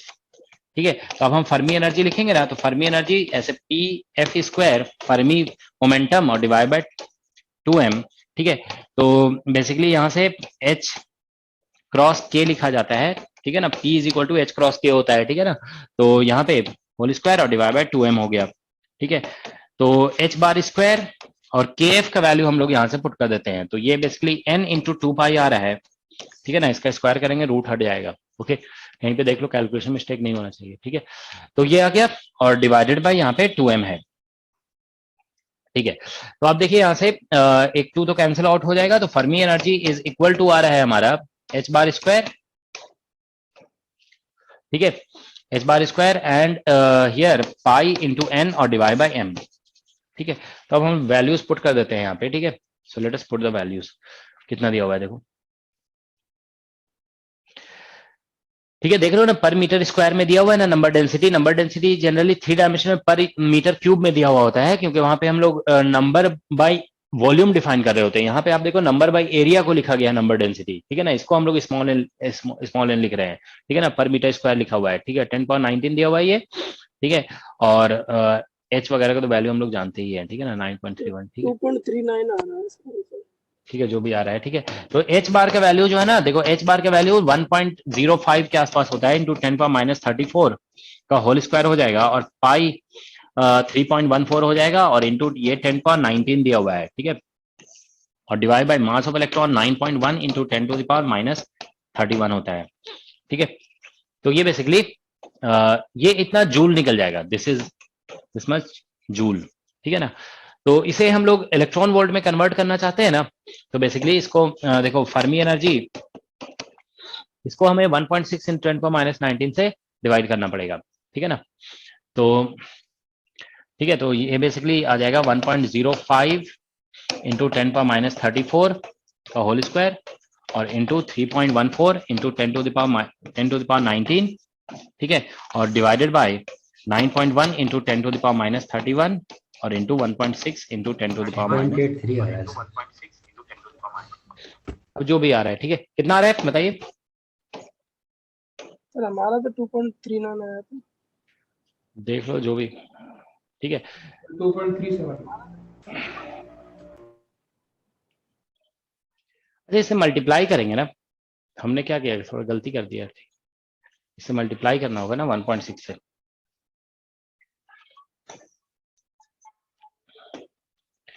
One joule is equal to, हमें इतना लिखते हैं ना, देखो 1 joule is equal to 1.6 into 10⁻19 electron volt है। तो ये जूल को इलेक्ट्रॉन वोल्ट में कन्वर्ट कर रहे हैं ना, तो यहाँ पे 1.6 इंटू 10⁻19 यहाँ पे ऐसे मल्टीप्लाई होगा, ठीक है ना। तो ठीक है, ये 19 तो ऐसे कैंसिल हो जाएगा यहाँ से, ठीक है, और ये 30, अच्छा हमने 1 जूल उल्टा लिख रहे हो आप? एक मिनट, अच्छा उल्टा, हाँ ठीक है, उल्टा लिख दिया, ठीक है, पहले सही किए थे, है ना, एक मिनट, यस सर। पहले सही किए थे, हाँ, वो एक्चुअली उल्टा लिख दिए थे। 1 इलेक्ट्रॉन वोल्ट जो है ना, 1 इलेक्ट्रॉन वोल्ट इक्वल टू ऐसा होता है ना, 1 electron volt is equal to 1.6 और इंटू 10⁻19 जूल, ये होता है, ठीक है ना। तो 1 जूल जब निकालेंगे ना इलेक्ट्रॉन वोल्ट में, तो जूल जब आप कैलकुलेट कर रहे हैं, ठीक है ना, तो ये नीचे आ जाएगा, ठीक है। तो ये ठीक है, 1 पहले हम सही लिखे थे, ठीक है ना, -19 ये है, ठीक है ना। ठीक है, तो कितना आ रहा है 2.3, इतना इलेक्ट्रॉन वोल्ट। देख लो जो भी, यहाँ से कैलकुलेशन तो इजीली किया जा सकता है। यहाँ से आप देखो 38 आ जाएगा, 38 में से ये माइनस कर दोगे तो बेसिकली यहाँ से बेसिकली बच जाएगा 4, और इधर से ये माइनस होगा ना इसमें 31 से, तो 10⁻³ बचेगा यहाँ पे, तो 4 एक 10 बच जाएगा ऊपर में, ठीक है ना। ये सभी कुछ कैलकुलेशन करके 10, ठीक है, 10 बच रहा है, तो यहाँ पे बेसिकली इतना आ जा रहा है 3.14, ठीक है, इंटू 10 आ जा रहा है लगभग, और यहाँ पे 9.1 और ये 1.6 आ जा रहा है, और ये बेसिकली 1.05 का होल स्क्वायर ऐसे लिख सकते हैं, ठीक है। That's what we are getting. तो ठीक है, 9 से जो है ना ये 10 कैंसिल हो जाएगा और 1.6 से ये 2 बार में कैंसिल हो जाएगा लगभग, तो 2 पॉइंट समथिंग ही आएगा। ठीक है, यही आंसर आ सकता है। ठीक है, that's what the answer is. ठीक है, तो देखो आप ध्यान रखेंगे, कभी अगर कोई कैलकुलेशन बोल दिया गया फिर तो आपको ये कैलकुलेशन ध्यान में रखना है कैसे किया गया। पहले स्टेट्स निकालना होगा, फिर नंबर ऑफ पार्टिकल के लिए इससे मल्टीप्लाई करेंगे और फिर हम लोग इससे फर्मी वेव वेक्टर निकल जाएगा और फिर फर्मी एनर्जी। ठीक है, अदरवाइज डिपेंडेंस बताना बहुत ईजी है। डिपेंडेंस का जो क्वेश्चन जो भी आ रहा है ना, वो बस 2-4 इंफॉर्मेशन जो है आपके पास ये सभी, ठीक है ना, इन सभी से आप डायरेक्ट बता सकते हो डिपेंडेंस। ओके, ठीक है। सर फर्मी टेम्परेचर के लिए जहाँ रिलेशन लिखा था सर, वो थोड़ा दिखा दीजिए। फर्मी टेम्परेचर तो जस्ट हम फर्मी एनर्जी बाई के लिख दिए थे ना, कुछ और तो नहीं लिखे थे हम। ठीक है, ये फर्मी एनर्जी को बस, ये फर्मी टेम्परेचर क्या है, फर्मी एनर्जी को बस केबी से डिवाइड कर दोगे। जब भी कोई टेम्परेचर निकालने के लिए बोला जाता है ना, जैसे मान लीजिए डिबाई टेम्परेचर, तो उसमें भी बताएं हम आपको कि एच क्रॉस ओमेगा डी जो है, एच क्रॉस ओमेगा डी जो डिबाई फ्रीक्वेंसी और बाई केबी, ठीक है ना, तो दैट इज डिबाई टेम्परेचर। ठीक है, अब मान लो, ठीक है ना, अब आइंस्टाइन टेम्परेचर भी आप देखो कुछ बुक्स में लिखा रहता है, तो आइंस्टाइन वाले में तो हम जानते हैं कि एक ही फ्रीक्वेंसी है ना, उसमें कोई और फ्रीक्वेंसी तो है ही नहीं है, तो एच क्रॉस ओमेगा बाई के बी, इसको आप आइंस्टाइन टेम्परेचर लिख सकते हो। ठीक है, तो एनर्जी बाई के बस कर देना है, वो टेम्परेचर बन जाता है। ठीक है, फर्मी टेम्परेचर बेसिकली यही है, फर्मी एनर्जी बाई के बी। ठीक है, तो ये बेसिकली आंसर आ रहा है 2.3 इलेक्ट्रॉन वोल्ट। ओके, अच्छा ये आंसर जो है ना हमारा कितने डायमेंशन में निकला है? This answer is in 2 dimension. ठीक है, अगर हम लोग देखो ऐसे सोचिए जस्ट आप लोग कि अगर इसको हम 3 डायमेंशन में कैलकुलेट किए हुए होते हैं, ठीक है ना, 3 डायमेंशन में, तो आप बताइए आंसर छोटा इससे कम निकलता है या ज्यादा निकलता है? क्योंकि 3 डायमेंशन में जानते हो क्या होगा, आप ऐसे सोचिए कि बाकी सब कुछ तो हम लोग ऐसे ही कैलकुलेट कर रहे होते, ठीक है ना, एवरीथिंग लाइक दिस। ओके, बस उसमें जानते हो क्या होता कि ये पावर चेंज हो जाता है ना, n का पावर इसमें आ जाता है 2/3 आता है। ठीक है, लेकिन जानते हो क्या है कि उसमें n का वैल्यू बढ़ जाता है, n का वैल्यू नंबर डेंस, क्योंकि आप जैसे 2 डायमेंशन में जितने इलेक्ट्रॉन होंगे 3 डायमेंशन में तो ज्यादा इलेक्ट्रॉन होंगे ना। ठीक है, तो जनरली n का वैल्यू जो है ना उसमें ज्यादा आ जाता है। ठीक है ना, तो जनरली थोड़ा सा एनर्जी जो फर्मी एनर्जी जो 3 डायमेंशन में निकलता है ना, वो उसका वैल्यू थोड़ा हायर निकलता है। ठीक है, Fermi energy in 3 dimension is a little higher. Okay, 2 dimension में थोड़ा स्मॉलर निकल रहा है। ठीक है, ओके, तो ये टॉपिक आप लोग का बस यही है इसमें। ठीक है ना, इससे क्वेश्चंस, लेकिन आप देखो एक बार ऐसे आप स्क्रॉल करके इसी को देख सकते हैं। देखिए क्वेश्चन जो है ना काफी डिफरेंट एग्जाम्स का दिया हुआ है इसमें। ठीक है ना, तो इसीलिए इसको एक बार थोड़ा आप लोग अच्छी तरह से देख लोगे क्वेश्चन। ठीक है, सारा फॉर्मूला बेस्ड टाइप का ही क्वेश्चन होगा। ठीक है, इसका क्या आंसर होगा देखो, देखने के साथ ही पता चल रहा है ये आपको। Consider n non interacting electrons in a box, मतलब LX LY LZ दिया है ना, मतलब 3 डायमेंशन हो गया। एज्यूम डिस्पर्शन रिलेशन ये दिया हुआ है। अब बोला जा रहा है कि ग्राउंड स्टेट एनर्जी पर पार्टिकल, ग्राउंड स्टेट एनर्जी पर पार्टिकल का मतलब 2 फर्मी एनर्जी, मतलब आप समझ रहे हो क्या है ये, average energy divide by Fermi energy निकालने के लिए बोल दिया। क्या आंसर आएगा? 3/5। 3/7 आएगा सर। नहीं, आप थोड़ा जल्दी में नहीं रहा करो। ठीक है, ये डिस्पर्शन रिलेशन चेंज कर दिया गया ना, यहाँ पे 4 कर दिया गया है, तो आपको ये देखिए यहाँ पे 3/7। हाँ 3/7 आएगा ना, क्योंकि ये फॉर्मूला आपको लगाना है। देखो यहाँ पे अभी बताया था ना, ये फॉर्मूला आपको लगाना है। ये देखिए डायमेंशन आपका 3 है। ठीक है, और यहाँ पे पावर आप देख रहे हो ना, k का पावर 4 दे दिया गया है, तो 3 और यहाँ पे 3 + 4 7 हो जाएगा। तो ये ग्राउंड स्टेट एनर्जी पर पार्टिकल, तो ये आप देख रहे हो ना यहाँ पे इन दोनों को डिवाइड करके ही निकाला गया है ये, तो ये एनर्जी पर पार्टिकल ही है बेसिकली। एवरेज एनर्जी जो है ना दैट इज एनर्जी पर पार्टिकल। देखो ये एनर्जी पर पार्टिकल है, तो ये एनर्जी पर पार्टिकल और डिवाइडेड बाई फर्मी एनर्जी का रेशियो निकालने के लिए बोला गया। तो बस 3 और 3 + 4 3/7 डायरेक्ट आंसर हो गया। ठीक है, तो that is question from just exam. ठीक है, तो आप देख रहे हैं ये सभी क्वेश्चन जो है ना क्विकली आंसर किया जा सकता है if you use these concepts, है ना, इन सभी इस कॉन्सेप्ट से। तो 3/7 इसका फर्स्ट ऑप्शन करेक्ट हो जाएगा। ठीक है, अब ये आप देखिए जैसे कैलकुलेटिव क्वेश्चन है, ठीक है ना, तो इसको आपको एग्जैक्ट फॉर्मूले से निकालना पड़ेगा। ठीक है, तो ये सभी क्वेश्चन आप लोग थोड़ा देख लोगे। ठीक है, 1-2 कैलकुलेटिव क्वेश्चन भी ट्राई कर लोगे। ओके, ऑलराइट, तो इसके सारे क्वेश्चन अब आप कर सकते हैं। ठीक है सर, अगर इसमें कुछ बोला हुआ नहीं हो तो हम 3D में एज्यूम कर सकते हैं ना? हाँ, 3D में ही एज्यूम करना है अगर कुछ नहीं लिखा हुआ है तो। ठीक है ना, और मान लो डिस्पर्शन रिलेशन भी नहीं दिया हुआ है ना, तो उसको नॉन रिलेटिविस्टिक पार्टिकल मान करके सॉल्व कर दोगे। ठीक है, मतलब हम E proportional to K square मान लेंगे। ओके, अगर डिस्पर्शन रिलेशन नहीं दिया हुआ है तो, ठीक है। ओके, तो हम लोग अभी देखो एक्चुअली क्या हुआ, हमसे भी मिस्टेक हो गया था, वो एक बैच में मैसेज गया नहीं है, तो इसीलिए हम अभी हमारा प्लानिंग ये था कि हम इसके बाद थर्मल प्रॉपर्टी ऑफ सॉलिड तो हमने बता दिया है आपको, ठीक है। अब इसके बाद हम लोग free electron gas theory start करने वाले थे, ठीक है ना। एक्चुअल में जानते हो ये जो भी डिस्कस किया गया ना, this is part of free electron gas theory, ठीक है ना। लेकिन इसको हम as a free electron gas theory अभी लिखे नहीं है, but all these things are part of free electron gas theory at zero temperature. Quantum theory है ये बेसिकली, इसी को हम लोग सोमरफेल्ड मॉडल बोलते हैं, ठीक है ना, जो डिस्कस किया जा रहा है, ठीक है। तो हम बाद में थोड़ा सा इंट्रो आपको बता देंगे, ठीक है, उससे बस ये रिलेट हो जाएगा, ठीक है। तो हाफ पार्ट समझ लो फ्री इलेक्ट्रॉन गैस थ्योरी का कंप्लीट हो चुका है, ठीक है। तो हम लोग नेक्स्ट क्लास में जो है ना रोडे मॉडल डिस्कस करेंगे, और समरफेल्ड मॉडल का जैसे कि हम बताया कि हाफ पार्ट हो गया है, फिर नेक्स्ट हम लोग जो हाफ पार्ट है वो फाइनाइट टेम्परेचर पे डिस्कशन होता है। तो ये जीरो टेम्परेचर का डिस्कशन है, ठीक है ना। यहाँ पे आप देख रहे हो टेम्परेचर कहीं नहीं आ रहा है, ओके। सारा सिस्टम ग्राउंड स्टेट एनर्जी, आप देखो क्वेश्चन भी पूछे जा रहे हैं तो ऐसे पूछे जा रहे हैं ना, ग्राउंड स्टेट एनर्जी पर पार्टिकल, तो ये बेसिकली जीरो टेम्परेचर पे होगा ना, तो ये ग्राउंड स्टेट एनर्जी हो जाएगा, तो ये ग्राउंड स्टेट एनर्जी पर पार्टिकल हो गया बेसिकली, ठीक है। तो चलो अभी हम स्टॉप करते हैं, ठीक है। नेक्स्ट क्लास में आप लोगों का रोडे मॉडल और समरफेल्ड मॉडल वगैरह फिर हम लोग डिस्कस करेंगे। सर स्टार्टिंग में हमने अपन ने एक जगह जो डिग्री ऑफ फ्रीडम 3 थी वहां पे अपन ने डायरेक्ट मोड्स 3n ले लिए थे, तो वहां पे सर वो उसके ट्रांसलेशन या रोटेशन वाले इफेक्ट नहीं रहेगा क्या इसके अंदर, वो वाला? देखो इसमें पार्टिकल्स जो है ना, पार्टिकल को अलग अलग ट्रीट कर रहे हैं ना हम लोग, ठीक है ना। तो पार्टिकल को अलग अलग ट्रीट कर ही दिए, तो अब उसमें रोटेशन वगैरह की बात कब आती है, जब आप मॉलिक्यूल की बात करते हो, समझ गए ना। पार्टिकल का कभी रोटेशन की बात नहीं करते हैं। जैसे आप डाई एटॉमिक मॉलिक्यूल की बात करोगे ना, हम यहाँ पे मान ही कर चल रहे हैं कि n पार्टिकल्स हैं, और हर पार्टिकल का पे कोई कंस्टेंट पुट नहीं कर रहे हैं, वो वाइब्रेशन हो रहा है वहां पे, ठीक है ना। तो हम बेसिकली कोई कंस्टेंट वगैरह भी पुट नहीं कर रहे हैं, तो हर एक पार्टिकल का मैक्सिमम कितना हो सकता है डिग्री ऑफ फ्रीडम, 3 तो होगा, ठीक है ना, 3 डायमेंशन में। तो वो सब कुछ आ गया इसमें, ठीक है ना, वो सारे सब कुछ कंसिडर हो गया, ओके। क्योंकि किसी भी सिस्टम, एक मिनट पहले समझ लो, किसी भी सिस्टम में अगर n पार्टिकल है, आप बताइए कभी भी डिग्री ऑफ फ्रीडम 3n से ज्यादा हो सकता है क्या? नो। तो बस यहाँ पे सब कुछ कंसीडर हो गया ना। तो रोटेशन आप ये बताइए, सिंगल पार्टिकल का रोटेशन कभी डिस्कस होता है? नहीं सर, सिंगल पार्टिकल कोई रोटेशन डिस्कस नहीं होता है, समझ गए ना। तो हम सिंगल पार्टिकल का, और यहाँ पे ठीक है, तो हम सिंगल पार्टिकल का जो है ना डिग्री ऑफ फ्रीडम 3 लिख दिए, ठीक है ना।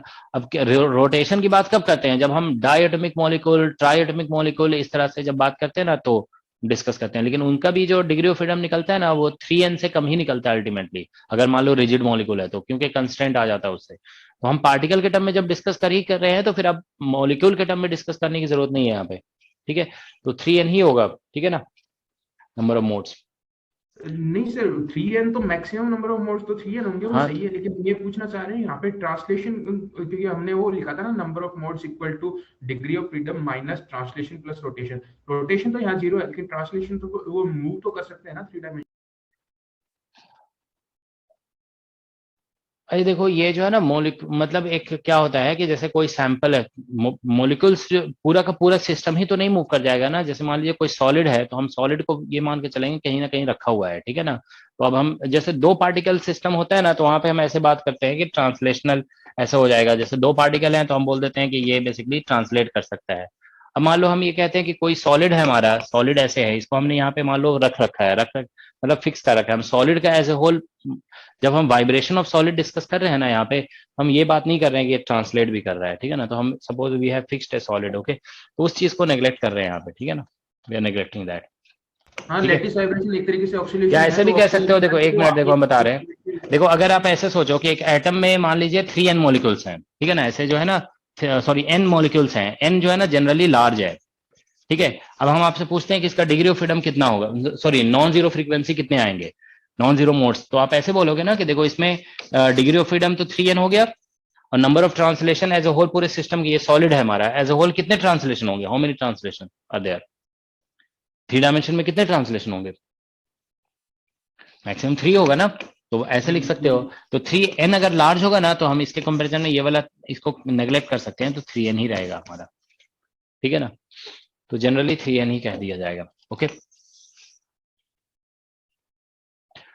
ठीक है, तो क्योंकि जब सॉलिड का डिस्कशन होने लगता है ना, तो उसमें नंबर लार्ज होते हैं ना, तो उसमें एन के कंपैरिजन में जो 3 ट्रांसलेशन जो हम बोलते हैं कि उससे नॉन जीरो फ्रीक्वेंसी आएगा, उसको माइनस कर देते थे क्लासिकल मैकेनिक्स में, उस चीज को आप नेग्लेक्ट कर सकते हो। ठीक है ना, तो 3n डायरेक्ट लिख सकते हैं। सर ऐसे फर्मी रेडिया को सर जो डिफाइन करते हैं ना कि मतलब केएफ मतलब वेव वेक्टर के रेडिया का एक सर हम स्फीयर बनाते हैं तो वो फर्मी स्फीयर होता है, मतलब सर कोई फिजिकल अपीयरेंस रहता है सर, ये जस्ट एक थ्योरी है सर? कोई फिजिकल नहीं है, के स्पेस में डिफाइन कर रहे हैं ना, तो ये थ्योरी ही तो हुआ। ठीक है, ये कैलकुलेशन मतलब एक हाईएस्ट एनर्जी तो होगा ना, हाईएस्ट एनर्जी तो मतलब रियल कॉन्सेप्ट हुआ ये। ठीक है ना, ये कोई भी सिस्टम का एक हाईएस्ट एनर्जी हो सकता है कि नहीं हो सकता है, तो उसके कॉरेस्पॉन्डिंग हम केएफ पूरा कोई स्फेयर बना हुआ आपको नेचर में दिखेगा नहीं यहाँ पे कहीं पे। ठीक है ना, तो अब थ्योरी इस तरह से डेवलप किया जा रहा है, लेकिन हाईएस्ट एनर्जी एक रियल कॉन्सेप्ट तो है ना।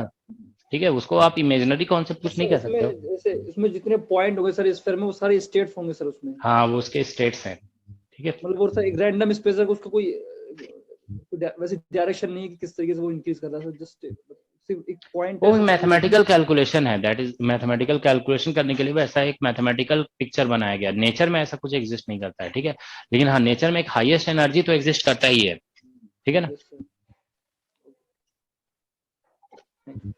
ठीक है।